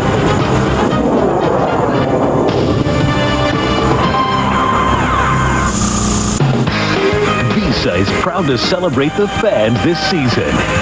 Visa, it's everywhere NFL fans want to be. 60 minutes of non-stop football. Come on! Play!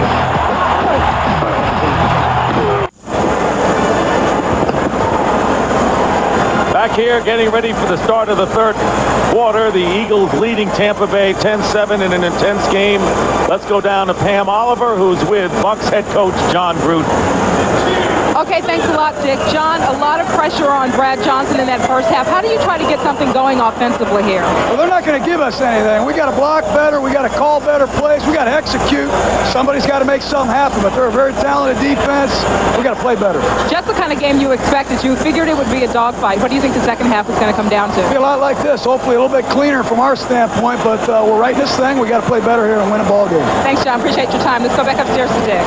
All right, Pam, this is like a heavyweight title fight, and the Phillies' Joe Frazier would love this kind of a battle, guys, and just what we expected, and it's got that playoff intensity, too. Well, there's no question about it. 2 great defensive football teams. It's a game's gone about like what we expected. This is great football. You know, and it really just came down to the one play that Warren Sapp had to go out of the ball game. They didn't get the pass rush, a little blown coverage in the secondary.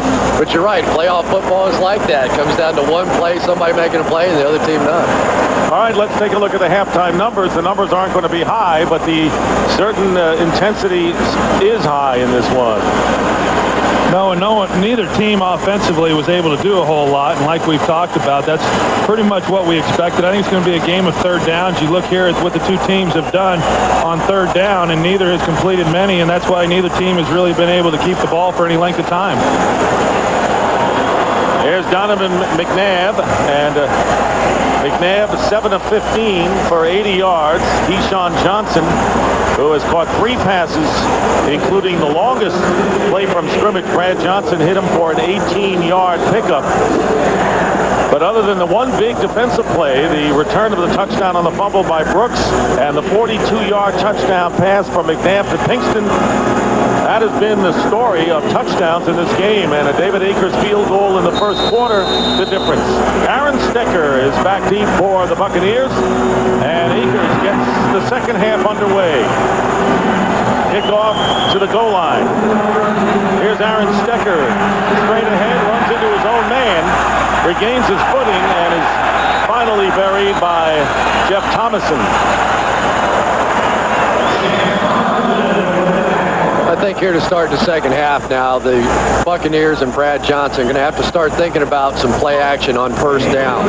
You've got Levon Kirkland in the ball game, who's about 285 plus 300 playing middle linebacker, and if you can get him moving towards the line of scrimmage in some play action, trying to work around him, work behind him, probably your best strategy right now. And you know who's back in the game is Corey Simon, who went out with a high ankle sprain. He's back in there as Mike Allstott gets the first carry and picks up 8 yards on first down as we check in with Pam Oliver. All right, Dick, Andy Reid talking about the Eagles' rather anemic first half offensively said, we've just got to be patient and do what we do. I asked him about the relentless pressure the Bucs D has been able to put on Donovan McNabb. He said, hey, they're a good defensive front. They're getting a lot of pressure on our guy. We're getting pressure on theirs, so we're even. Says we just got to keep battling. Back to you. And Pam, really what we're seeing is no surprise from what we anticipated coming in.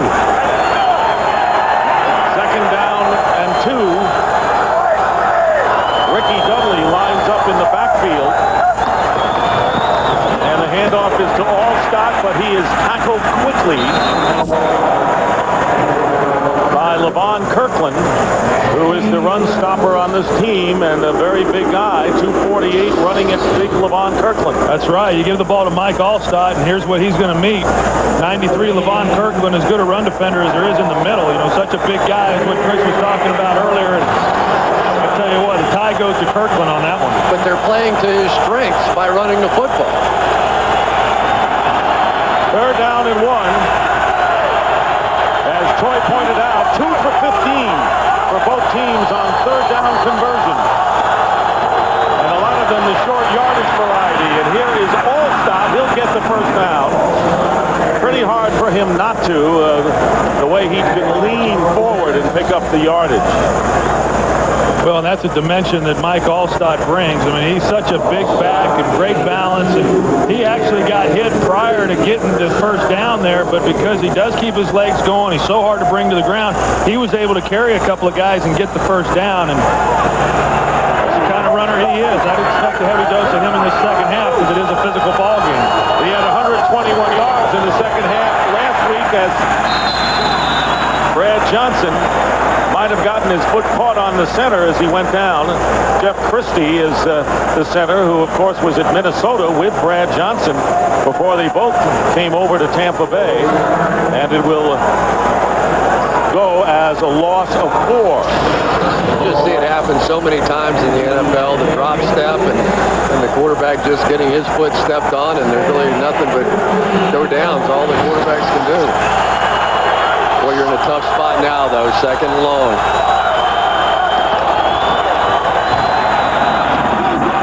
And Brad Johnson finds Joe Juravicius still about 7 or 8 yards short of the first down. Al Harris on the tackle in the opening minutes here of the second half.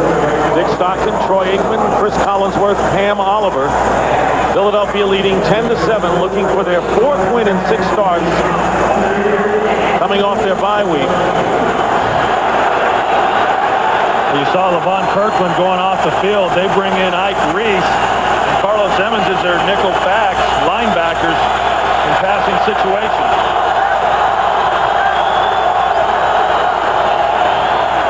And Johnson goes down before he takes 2 steps back. Andy Kalu comes in untouched, and Johnson loses 9 yards. And the Eagles get to Brad Johnson for the second time in the game. Well, you can't let a guy come shooting up the middle. I mean, you can't have guys going out. First place you've got to protect is to the inside. It's just crazy pass protection by the Buccaneers. Just like a high school team. Tom Tupa's kick on the big hop picked up by Brian Mitchell again.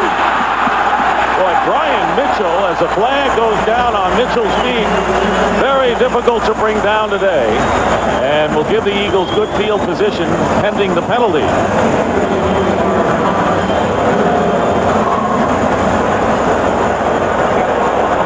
And it will go against the Eagles, holding on the return.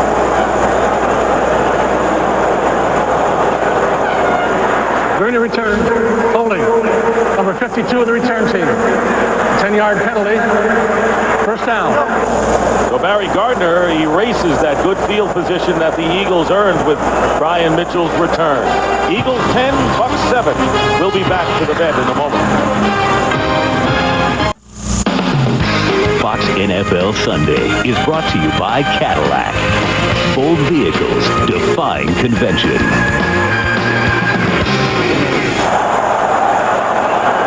Eagles first possession of the second half from their 37, and the pass knocked away, intended for Todd Pinkston, and Rondé Barber all over him. Well, we're looking at John Gruden. They call him Chucky, the many faces of John Gruden. And he has him believing again down in Tampa Bay, 2nd and 10, and McNabb pass. And intended for Thrash, and a hard hit by Brian Kelly, bringing up 3rd and 10 as we check in again with James Brown in L.A. Hey, Dick, I'm sure Trey knows this better than anybody. Quincy Carter, bad first half, but boy, you know, every now and then he comes through with a big play like this one. 78-yard hookup to the rookie Antonio Bryant for the score. It's not at 6-6 because of the point after miscue. Let's go back to Dick, Troy, and Chris. Yeah, it was a big week last week for Quincy Carter, bringing the team back to win that ball game, and you just see him getting better and better each week. 3rd and 10, Dorsey Levens checking in the lineup for the Eagles, and McNabb trying to avoid pressure, has only run once today, and will pass and find the open Dorsey Levens, and a first down into Tampa Bay territory. Talk about an ad-lib play. Levens got free, and the 24-yard pass and run, getting a wave this time from Simeon Rice. One of the things they wanted to do with Simeon Rice was drop him back underneath. They weren't so much afraid of McNabb going out around the top, but as he did last year in the playoff game, McNabb simply just buying time and finding someone open down the field. He is just so unique in his ability to make those kind of plays. And I think that's what he's going to have to do in order to have success today offensively, is on the broken play, him moving around in the pocket. First down and going deep for Pinkston again, and Pinkston makes a diving leaping catch, but out of bounds. Rondé Barber defending on the play. So McNabb trying to go to the target who caught the TD pass again. Well, you take a look at it, Rondé Barber and Pinkston here, and Pinkston doesn't give Donovan McNabb anywhere to throw the football. He has to throw it to his outside shoulder to give him any kind of chance based on the way Rondé Barber is playing him, and to do that, the ball then is completed out of bounds. That one there is on the receiver. Freddie Mitchell in the game for the first time, and Deuce Staley gets his number called, and Deuce Staley with a first down and a big run of 13 yards inside the Tampa Bay 30-yard line before Shelton Quarles on the stop. But if you hit a couple of pass plays, all of a sudden now there's some gaps to run the football, and we talked about it earlier in the ball game. Defenses play the run so well in the first half, beginning of the third quarter, but there is a fatigue factor that starts to kick in, and the running games typically get much better in the second half. Staley has averaged 4.5 yards per carry. First down for the Eagles. Staley again, and Deuce with a little extra backward effort to the 20-yard line, 6 more yards. He has gained 55 yards today on the ground for Philadelphia. And when the Eagles run the football, Troy, they like to run over there to that right side. John Runyon, Jermaine Mayberry, maybe they're not the greatest pass blockers in the world, but you line up and it's time to play a little smash football. That's the side you like. And Andy Reid talked about one to try to go after Simeon Rice, but to do that, they'd be going to the left side where, as you mentioned, the strength of that line in the run game is to the right. Lee Staley put a good spin on that run for himself. Under 9 minutes remaining in the third, 2nd and 4, and it's Lee Staley again, and it's a first down for the Eagles, driving to the Tampa Bay 15. You can feel the momentum shift right now with the Philadelphia Eagles now starting to run the football, and this is something that we've talked about, that this offensive line does not get an opportunity to do this very often. When Andy Reid starts calling running plays consecutively, and you can tell that these big guys, they like to be able to come off the ball and give punishment to that defensive front. 8th play of the drive coming up. Reid called 5 straight running plays in the second quarter. And he's got another one going here to Deuce Staley, and Staley inside the 15, bringing up 2nd down and long. Eagles already in solid field goal range for David Akers. And you start gouging them too much with the running game, and you see number 47 start heading for the line of scrimmage. When you see John Lynch getting up around the line of scrimmage, you know that they're not too happy with their ability to stop run. He, in essence, almost becomes a 4th linebacker. 2nd down and 9.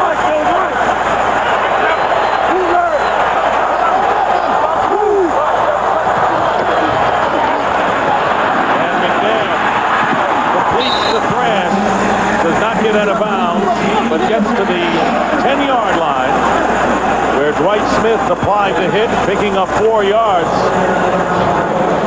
Yeah, you look at Dwight Smith there, and came in, and he's their 3rd nickel back and plays corner for him. And they say he's about a regular 220-pound guy, but he comes in weighing at 205. He slims down so he can run, but he's got a big physique to him. You saw his closing speed right there. They're trying to outflank him with thrash, and they're not able to. 3rd down and 5. Buccaneers right now showing blitz.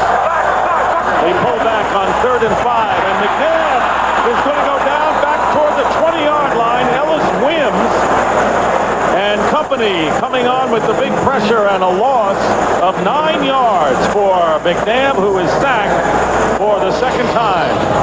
Well, you saw the Buccaneers come up in a blitz. Donovan McNabb checks out, tries to move the pocket this way, but as he drops back and looks, the Buccaneers just drop back into a zone defense, so there's nowhere to throw the football, and the pressure gets there.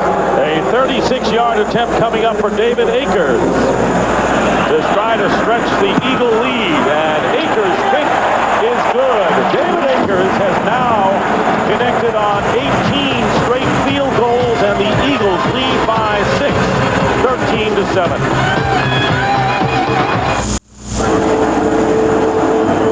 Deuce Staley was the workhorse in that scoring drive, and David Akers now with 18 consecutive field goals, including postseason dating back to last year, and the Eagles lead 13-7.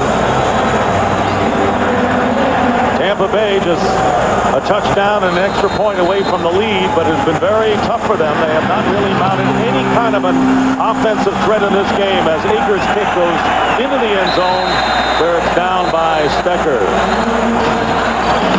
6:22 remaining in the third. The Eagles over the Bucs.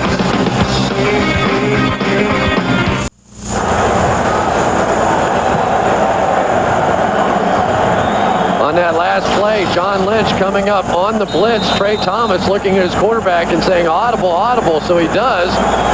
Tampa Bay's defense, no fools. They drop back out of it. Right underneath the pass route, McNabb trying to throw.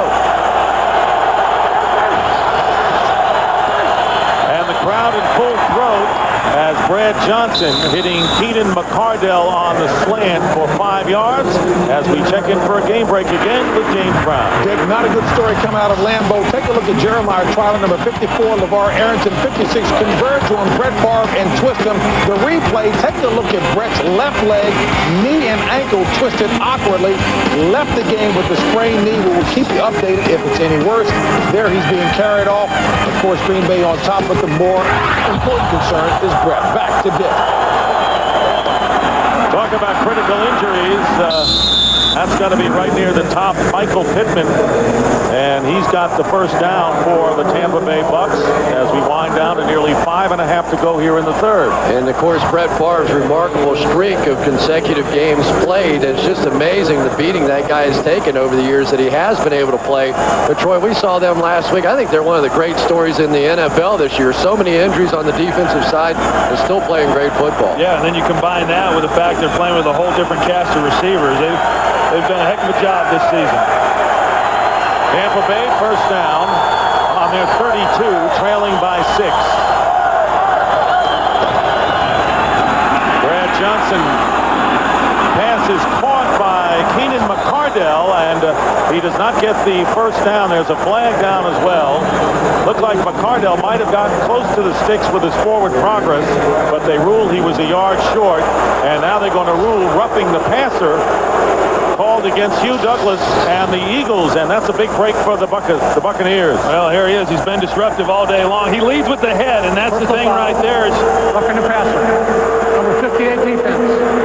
15-yard penalty and a first down. He leads with the head to the helmet, and that's one of the rules that you cannot do. You cannot hit the quarterback in the headgear, and that was an easy call to make.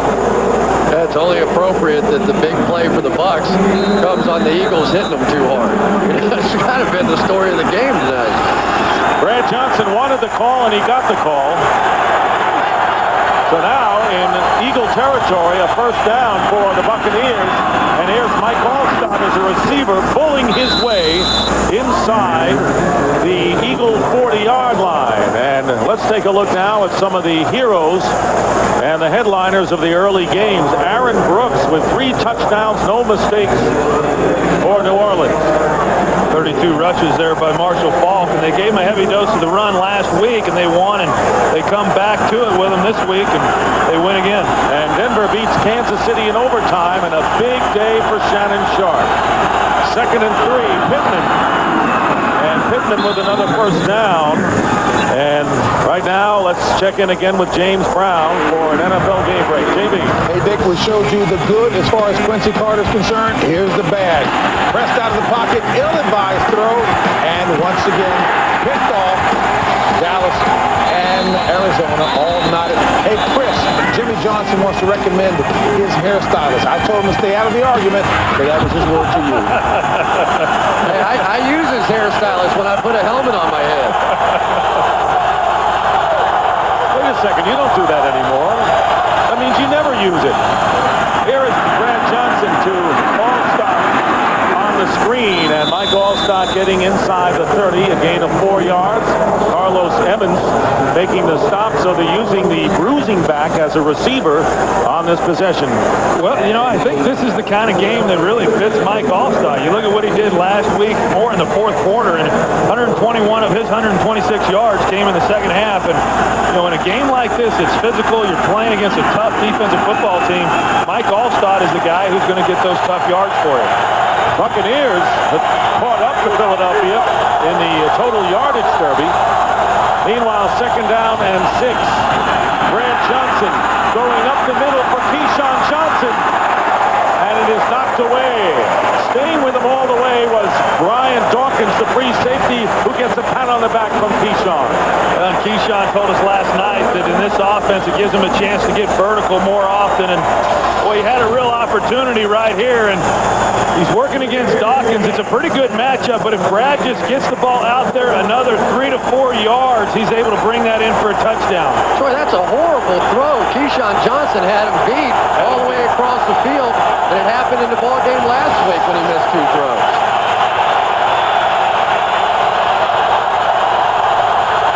Third and 6. Brad Johnson can't get it to Michael Pittman.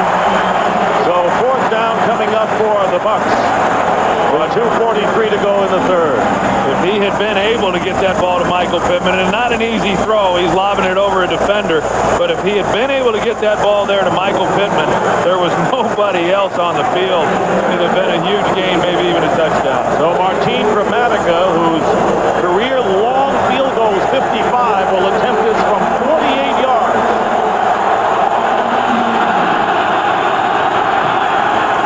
And Gramatica is kicked, and it's good. Martin Gramatica with a 48-yard field goal to bring the Buccaneers to within 3 in the final minutes of this third quarter.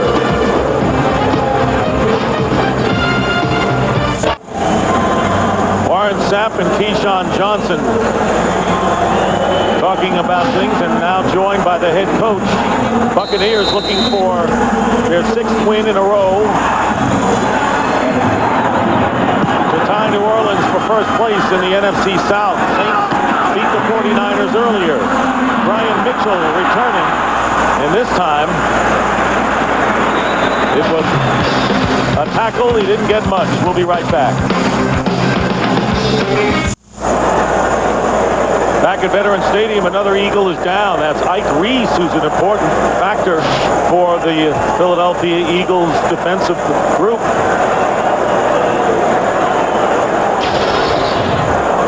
Keyshawn Johnson is just going to come up and wants to go dead across the field against Brian Dawkins.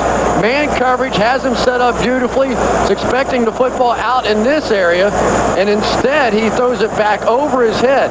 You've got to come up and go this way with that football, and Brad Johnson, when he sees this man coverage, should have easily been able to read that ball. I just think you look at him, he's falling back. He's got to be thinking about the pressure he's been under all day. Watch Keyshawn. He's looking one way and expecting the ball, and then literally turned his head all the way around and almost still made the play. But Brian Dawkins, no way he could have stopped that ball if it had been thrown well. Well, here's Keyshawn's reaction to that, and he knew that he had a touchdown. You see him there. If he throws it to the opposite flag in the corner of the end zone, Keyshawn's got an opportunity to run away from Dawkins and make that play. Only 2 touchdowns in his last 136 catches. But Keyshawn's a much happier guy with this offense, although it is apparent today, as it has been almost all year, that they still haven't caught up totally with what John Gruden is trying to do with that offense. And there's Ike Reese back on the sideline. Donovan McNabb leading the Eagles from their 36 on first down, leading by 3, and he flips it, bobbled and caught by Deuce Staley for a gain of about 5. Well, and in talking with Andy Reid yesterday, he said, all I'm concerned about is getting the ball in Deuce Staley's hands, giving him touches, and it doesn't matter whether he gets him those in the running game or in the passing game, and that was a great example of that right there. It's 2nd and 5. They pick up 5 yards on a short little pass, and another touch for Deuce Staley. The Eagles have scored in their last 2 possessions here in the second half. We have under 2 minutes to go in the third. Staley, and Staley's got nowhere to go. John Lynch coming up from the secondary. And a 2-yard loss on the play, bringing up 3rd down. Lynch was hobbled during the week, as was Warren Sapp. They missed a day of practice, but they came back strong on Friday. I think John Lynch, I think he's always hobbled. You know, he's one of those guys who he plays through a lot of injuries, a lot of pain, and you have to if you're going to play for any length of time in this game. He does a great job of always being around the ball. 3rd down and 6. There's Lynch again. Pressure on McNabb, and the pass intended for Pinkston, and he was downfield with Dwight Smith. I'll tell you, Dwight Smith has given a good account of himself today. Well, he has. I mean, Dwight Smith has done a nice job. He's a physical player, but I got to tell you that somehow Pinkston has got to give Donovan McNabb somewhere to throw the football. If you try to just run to the sideline and outrun people, it's not going to happen in this league. And you take a look here at Antonio Freeman, and there's nobody getting open.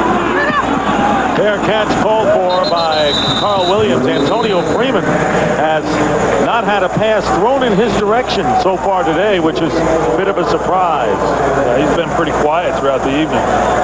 October's magical matchups continue tonight with Game 2 of the World Series in Anaheim. The Giants, after a thrilling game last night, will try to take a 2-0 lead when they send Russ Ortiz to the mound. The Angels looking to even it up at home as they counter with Kevin Apier.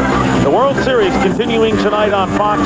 Game 2 at 7:30 p.m. Eastern, 4:30 p.m. Pacific. Joe Buck, Tim McCarver will be there. The Giants finally winning a World Series game for the first time since 1962. Troy Glaus hit 2 homers, and you know that Barry hit one. Here is Pittman.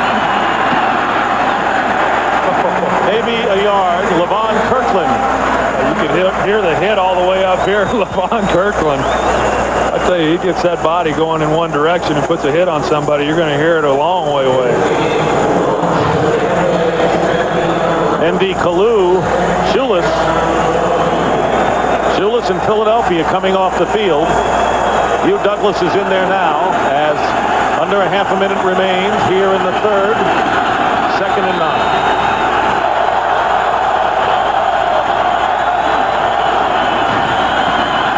Brad Johnson. And open is Ricky Dudley for his first catch of the game. The second tight end. And a first down at the 35-yard line. Brian Dawkins making the stop. And that's the first time they've gone to the play action and beat Levon Kirkland, just as we talked about earlier. And that is the end of the third quarter with the score.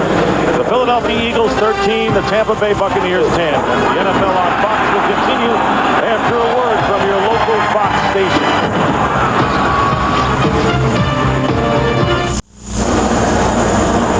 And welcome to the start of the fourth quarter here at Veterans Stadium in Philadelphia. The Eagles leading the Buccaneers 13-10. No one's surprised. A staunch defensive battle.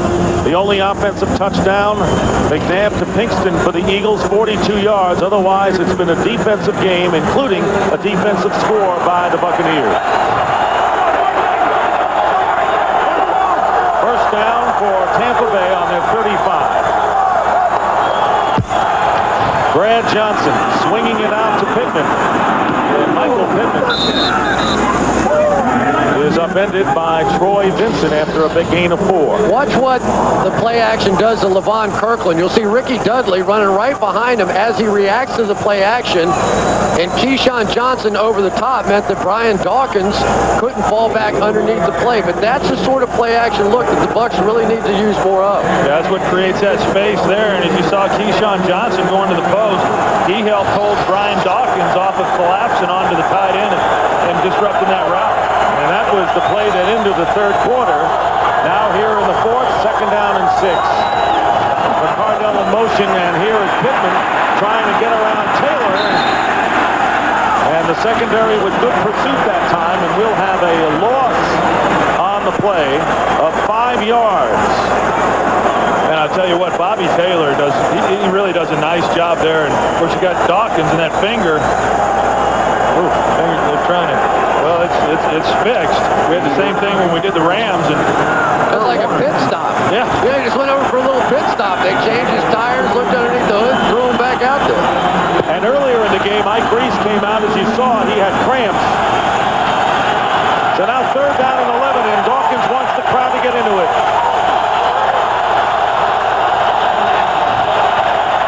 And they do. And the pass, is it an interception? It is. And it's picked off by Al Harris. Keyshawn Johnson battling Al Harris, who managed to keep possession at his feet in bounds. And the Eagles get it back on the pick. And I think Al Harris is one of the most underrated players, corners in the National Football League, because he's a 3rd down nickel corner. But you watch him here, make up speed right there, and then being able to concentrate on the ball and still get his feet in bounds. I'm not sure he did. Let's see if he has to have control there. Did he drag his back foot? He only needs 1 foot for the interception, and it's going to be a challenge to no one's surprise. He needs 2 feet down for the interception. I couldn't tell on that last shot as to whether or not that second foot, the toe, was in bounds. You're right. it either was a drag of the toe before he caught it, because otherwise the second foot clearly came down out of bounds. Tampa Bay challenges a ruling on the field, but the pass is complete. That's close. That's really close, because as you saw, he was messing with the ball. Did that back foot drag the ground? You know what? I don't know if he has control of it. It's in. Both feet are in there when he... It looked like he was able to get that second foot down with plenty of room to spare on that sideline, no matter whether or not he had control. It looked like he dragged the top of his foot, the first foot clearly down in bounds, and then as the momentum of his catch brought him to the ground, it looked like that back foot dragged along, the toe dragged along. Never indisputable visual evidence to turn it over. It was ruled an interception. Not possession, not possession. Now, he has to have 2 feet in. We know he had one in, and we know there was a drag with the other one. But when he dragged the other one, did he have possession? That's exactly right. When he dragged the other one, got the second foot in, which is what we were looking at. I don't know that he had possession of the ball at that time. He's got to have possession until you can start looking to see when his feet were in bounds. But is there enough evidence to overrule the call of an interception? That's the question here. I think there might be.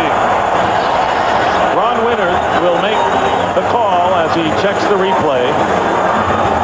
You see Al Harris there on the bench, and I think he thinks that he got the feet in and had possession of the ball. Buccaneers lost a challenge in the first quarter, and it cost them a timeout, and if they lose this one, it would cost them another one, and it's a lot bigger play now than it was then. It didn't take long for Ron Winters to peruse the replay.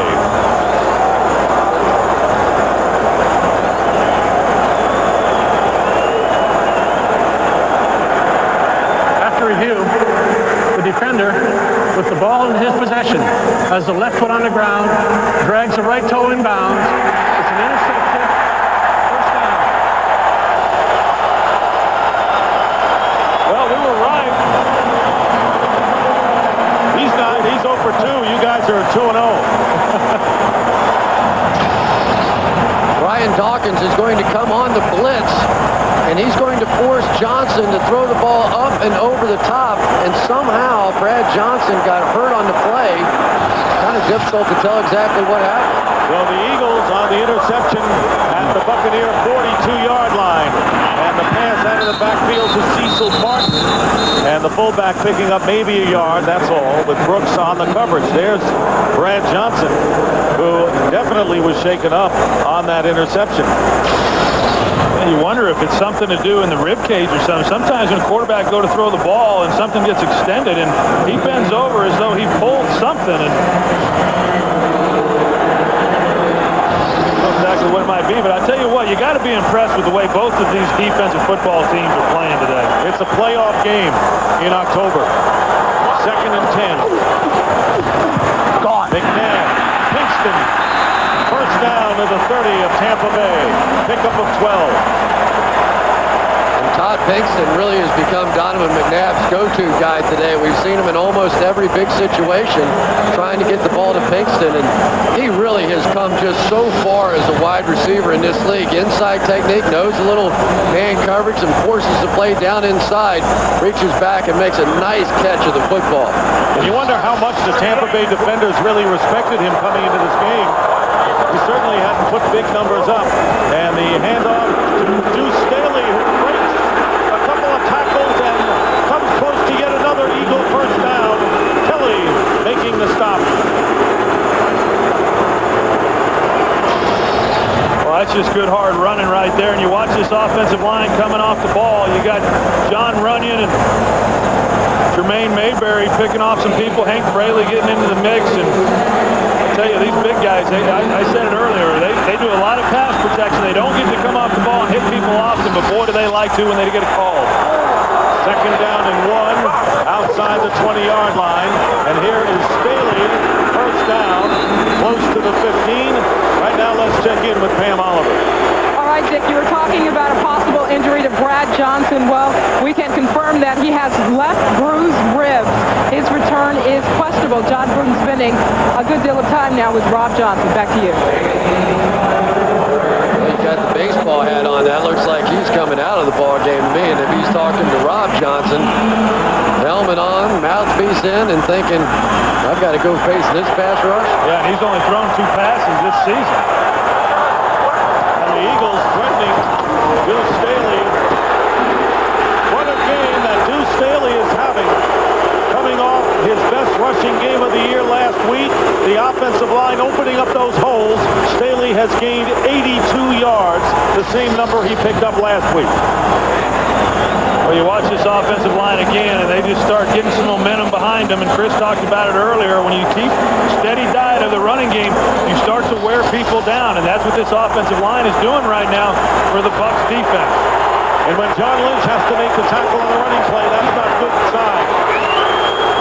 Staley, and not much on that play, but the Eagles threatening to open up a 10-point lead in this game with plenty of time remaining here in the fourth. I don't know if I've ever seen a guttier effort than what we're seeing out of John Welborn, the left guard, in this ball game, playing against Warren Sapp, playing on one leg, literally as he's trying to drive off the football and make a block. He's just dragging that back leg from the fractured that he's been getting over, and he has just been tenacious up there blocking in this running game, and clearly the Eagles are winning the battle up front, and that guy certainly deserves a game ball.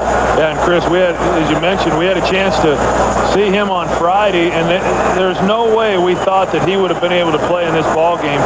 Coming off of the fractured fibula, he's missed the last 4 games, and the coaches told us yesterday they thought it would be another week or 2 before he was actually ready to play. But you know, he had been saying all week long he'd be ready, he'd be showing up, and was looking forward to this ball game. And you're right, he's played well tonight. He's done a nice job against Warren Sapp. And Doug Brzezinski, who had started, had done a pretty good job himself. But Welburn's the man they want in there. And Deuce Staley now with 84 yards rushing, coming off his best 2 games of the year. So who says Andy Reid doesn't like to run the ball? He said that, but he certainly is liking it today. 3rd and 1. Staley in motion to the left. McNabb with the quarterback sneak, and he's got it.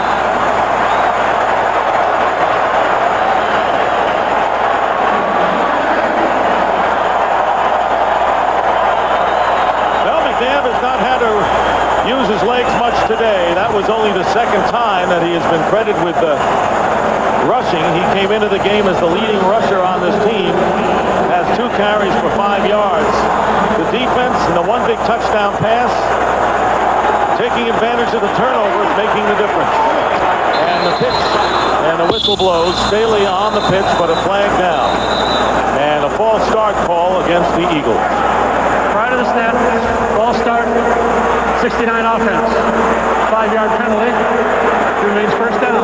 Sometimes when you try to go on that first sound, it messes up the offensive linemen. They get up there and they're trying to be a little quicker, and they know as soon as the ball's supposed to be snapped, they tried to rush the line of scrimmage to get that one off. It cost them a big 5 yards. Yeah, I always thought the best thing to do down here in this situation, definitely do not hard count them.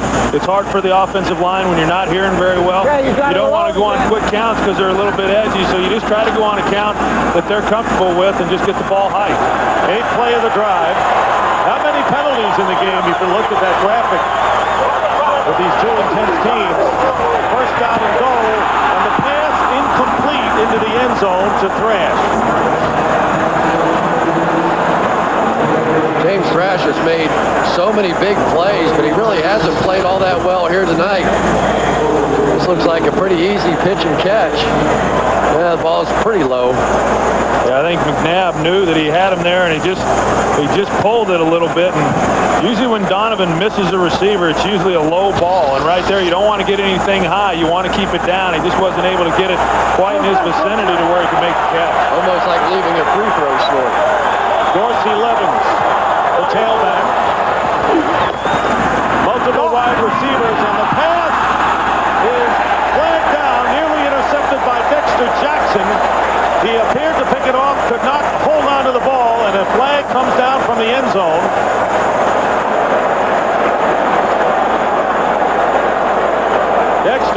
Jackson breaking that pass up and nearly had an interception for the Bucs. You know, this is really an interesting call. They're going to call pass interference before that interception.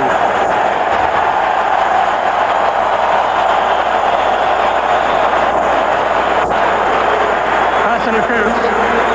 Number 26 defense. Penalized at the spot of the foul and a first down. White Smith, first and goal for the Eagles. See if the contact is made before the interception. Well, he might have gotten a hand on James Thrash's arm. And the give is to Deuce Staley. And the Buccaneers stand fast, led by Warren Sapp.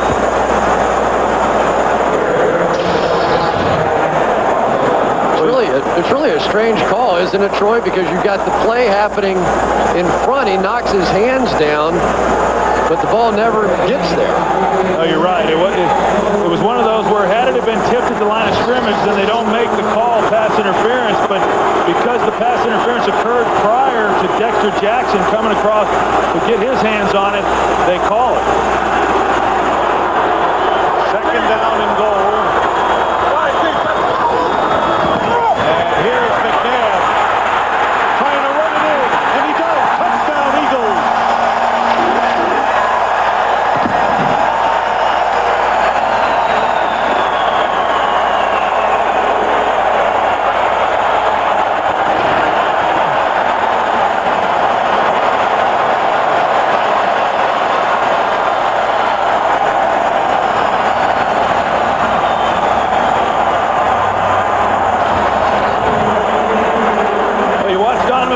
It's a rollout all the way, and Thomas in there, he's able to get in front of Spires, so Spires isn't able to come all the way down the line to make the play. Akers with the extra point, and the Eagles lead by 10. Donovan McNabb with his 4th rushing score of the year, and the Bucs have given up 2 touchdowns today. It's more than they've done in the last 3 games by double.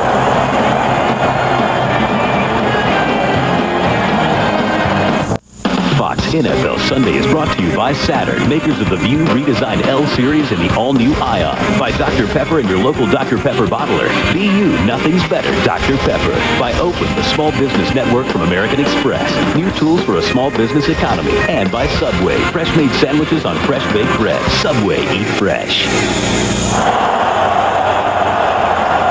There is joy at Veterans Stadium as the Philadelphia Eagles, after the bye week, bad taste loss to Jacksonville 2 weeks ago. Trying to win a big one here as Aaron Stecker returns, and a good return for Tampa Bay as Stecker will take it out beyond the 40-yard line. So Warren Sapp and his teammates, the Bucs, frustrated in Philadelphia once again. 8:12 remaining in the 4th. New quarterback for the Bucs is Rob Johnson, who's appeared in relief once this year, has not thrown a pass yet. As Brad Johnson out with bruised ribs, Rob Johnson now taking the helm with his team down by 10 points and trying to run outside with it and not getting much. Speaking of legs, Donovan McNabb used them here. And we asked John Gruden yesterday to tell us the difference between the 2 quarterbacks in this game, and he said Brad Johnson has 1 yard rushing on the season. What else do you need to know? Donovan McNabb able to turn the corner. We saw Brad Johnson earlier in the game unable to get there on a big 3rd down. So Brad Johnson can only watch, and Rob Johnson brings his team up 2nd down and 9 on his own 45. Nearly 7.5 to go in the 4th. Flush from the pocket, a pump fake, and pushed out of bounds by Sean Barber. Well, Brad Johnson finally knocked out with bruised ribs after taking a beating all day long from the Eagle defense. Well, not only is he taking a beating in this ball game, he's really been taking a beating for the last year and a half, ever since he put on a Buccaneer uniform. And that offensive line has not protected him real well, but in talking with Brad last night, he knew he's played against this Eagle defense enough times. He knew that it was going to be a physical ball game. 3rd and 5.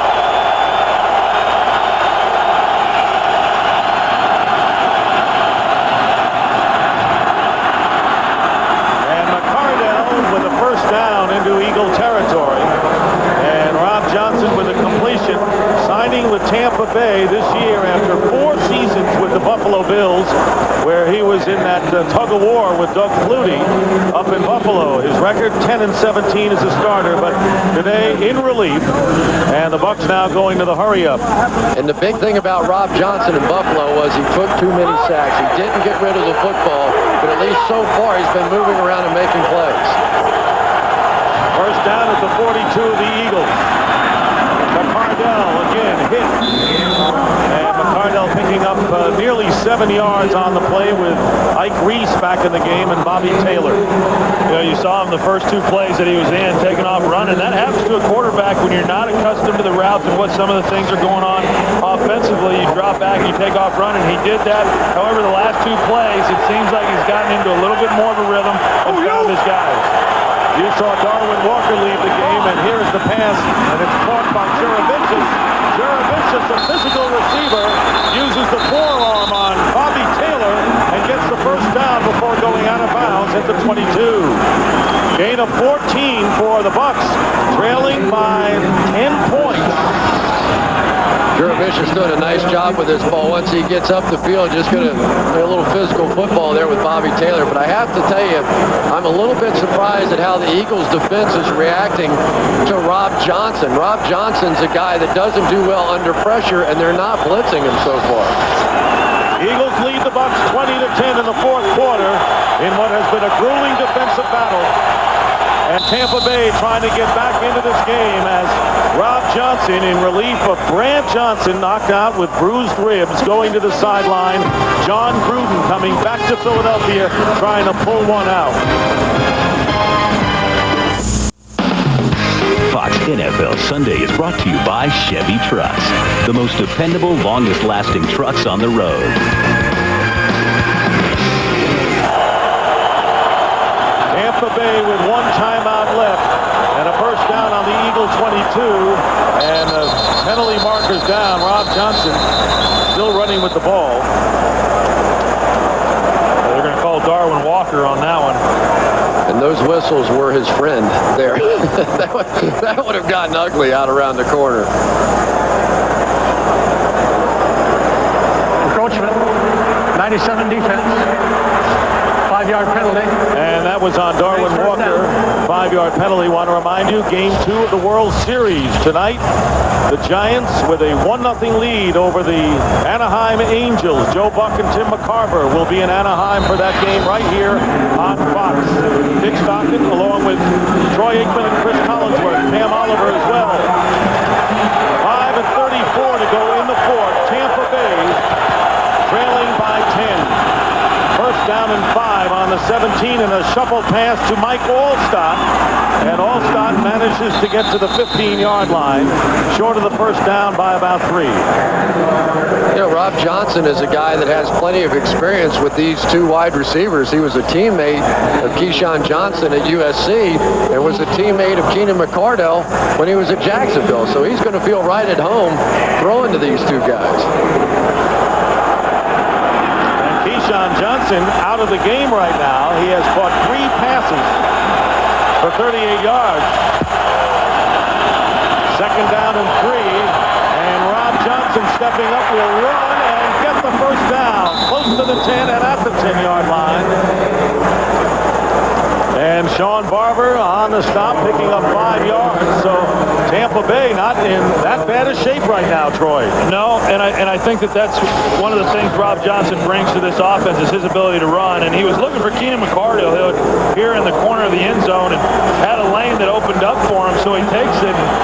His scrambling and his mobility is really his strength as a quarterback, and that's something obviously that Brad Johnson does not bring to this team.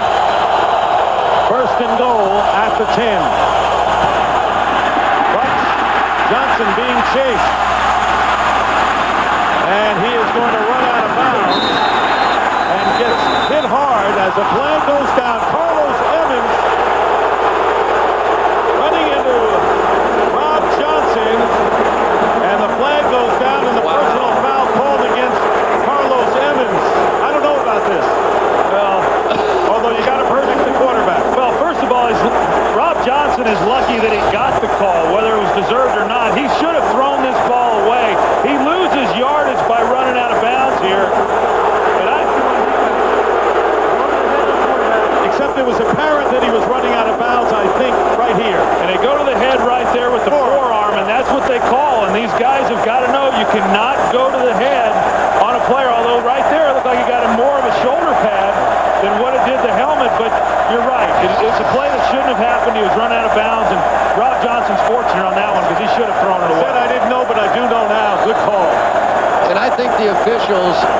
see the quarterback trying to get out of bounds, they expect those defenders to let up. Whether you like it or not, that's what they're looking for.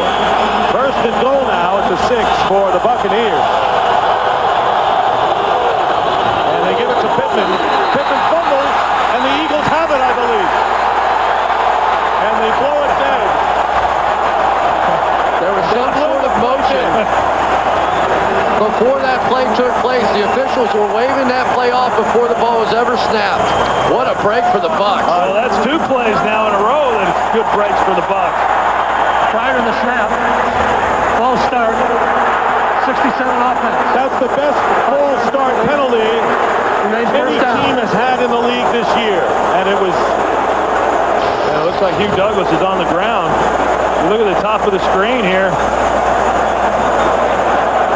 Right Kenyatta Walker, the right tackle, who that's the best offside penalty he's ever had. The best false start penalty, Hugh Douglas, the linchpin of the Eagles defensive line, and their top pass rusher is down on the field, hurt.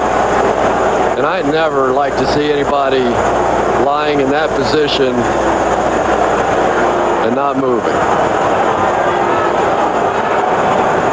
Rob, good job if you read John Gruden's lips.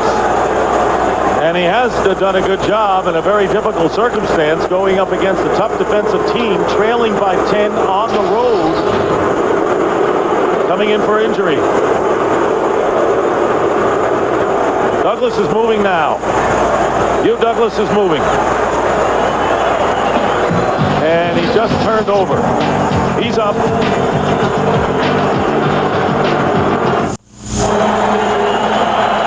Hugh Douglas roaming the sideline for the Eagles. And the Buccaneers with first and goal at the 11-yard line. Very fortunate that they still have possession of the ball. And there's Rob Johnson's pass. Thrown over everybody. And they won't call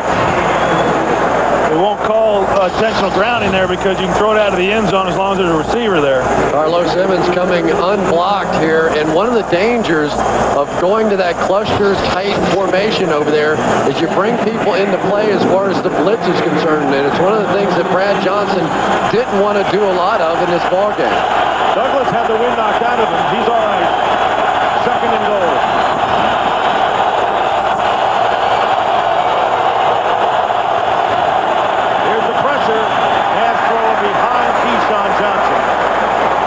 So it'll be third and goal. And remember, the Buccaneers could use a touchdown. They don't need a touchdown. They can get 3 points. And then hope that their defense can stop the Eagles, which is pretty good defense, and then go at it again. Yeah, well, that right there just shows you that Rob Johnson doesn't get an opportunity often to throw the ball to Keyshawn Johnson. And they had the one-on-one. They brought the all-out blitz up the middle. Rob Johnson saw it and was unable to get the ball to Keyshawn on the slant. Douglas is back. Third and goal.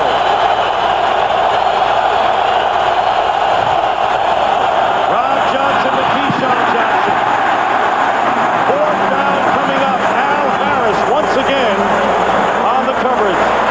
That time, Rob Johnson was expecting the blitz, thought he had man-to-man coverage on the outside, but then the Eagles dropped back into a zone, and Al Harris just forces Keyshawn Johnson right out of bounds. Had every right to expect a blitz after the way they reacted on the first 2, but Jim Johnson doing a great job with that call. Martin Gramatica trying to get 3 of those 10 points. This is from 29 yards out.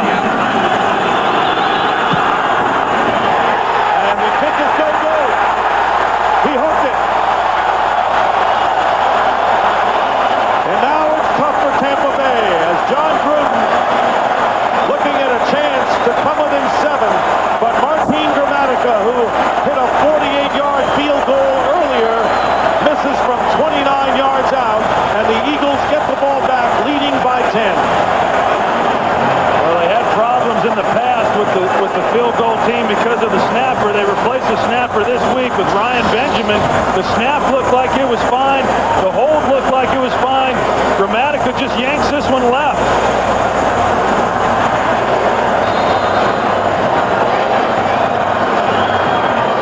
You see here, the hold looks fine. of Gramatica, he's normally pretty much automatic from that range. Tampa Bay has one timeout left, and Donovan McNabb hands off to Deuce Staley, who has gained 83 yards on the ground. There are times during the football season that you just hate kickers, don't you? I mean, really, don't you just down deep in your gut just hate them sometimes? Hey, this just in. Bill Gramatica, Martine's brother, just missed a field goal in Tempe, and the game of the Cowboys is now in overtime. Well, wasn't it a year ago when both of them went down in the same week with knee injuries? There must be some connection between the two, wherever they may be playing. That means Jimmy Kimmel will be going to work on them again next week. That was funny. 2nd and 9, and Staley with nothing. Well, Tampa Bay only has one timeout remaining, so first 3rd and long here, they're going to more than likely get another opportunity with the football, but what a big miss there on the field goal. Oh, huge, because you can almost count that there's a good chance that the Buccaneers defense would get to hold and then at least get the ball in the hands of Rob Johnson again to get the touchdown to tie the game. And of course, they'll have the clock stoppage at the 2-minute warning. A lot of pointing going on, and the Eagles have called timeout with 2:38 on the clock here in the 4th. Hiya, honey. What are you doing here? I'm taking time for me. Shouldn't you be at the office? No, I'm smelling the roses. Wait a minute. Where'd you go for lunch? There's something so delicious about Wendy's Mozzarella Chicken Supreme with a whole breast filet mozzarella and Parmesan sauce. How was it? Uplifting. It takes you and chicken to a higher level. Good. Now get back to work. Wendy's Mozzarella Chicken Supreme. It's better here. And our pickup window's open till midnight or later, so you can eat great even late.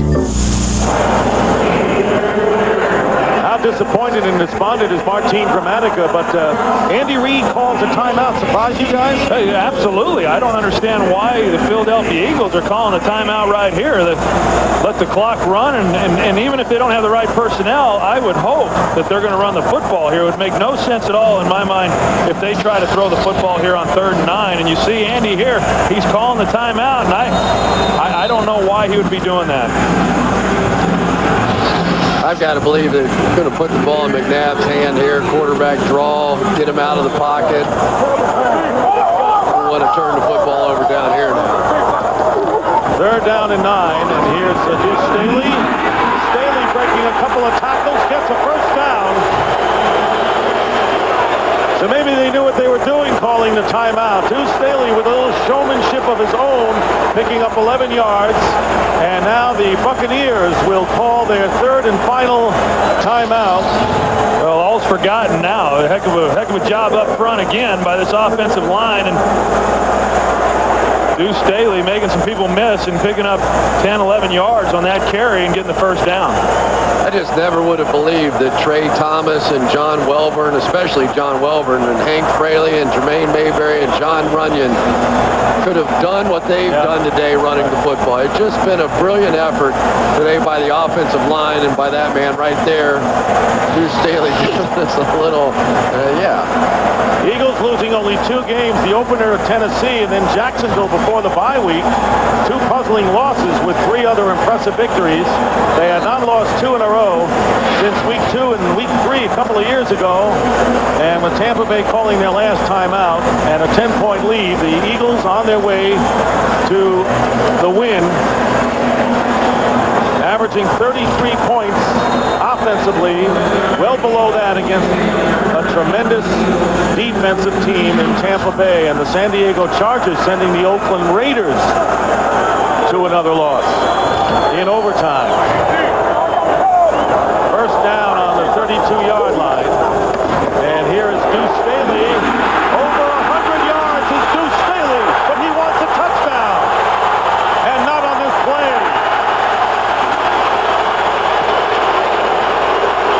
What an emphatic finish to this game for the Philadelphia Eagles. And a gain of 57 yards.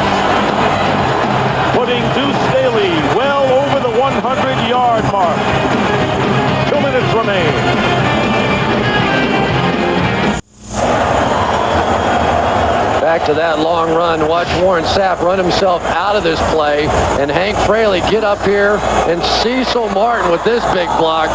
I tell you what, that's about as perfectly executed a run play as you could hope for, and very appropriate for the Eagles to put the exclamation point on the end of this ball game with that run.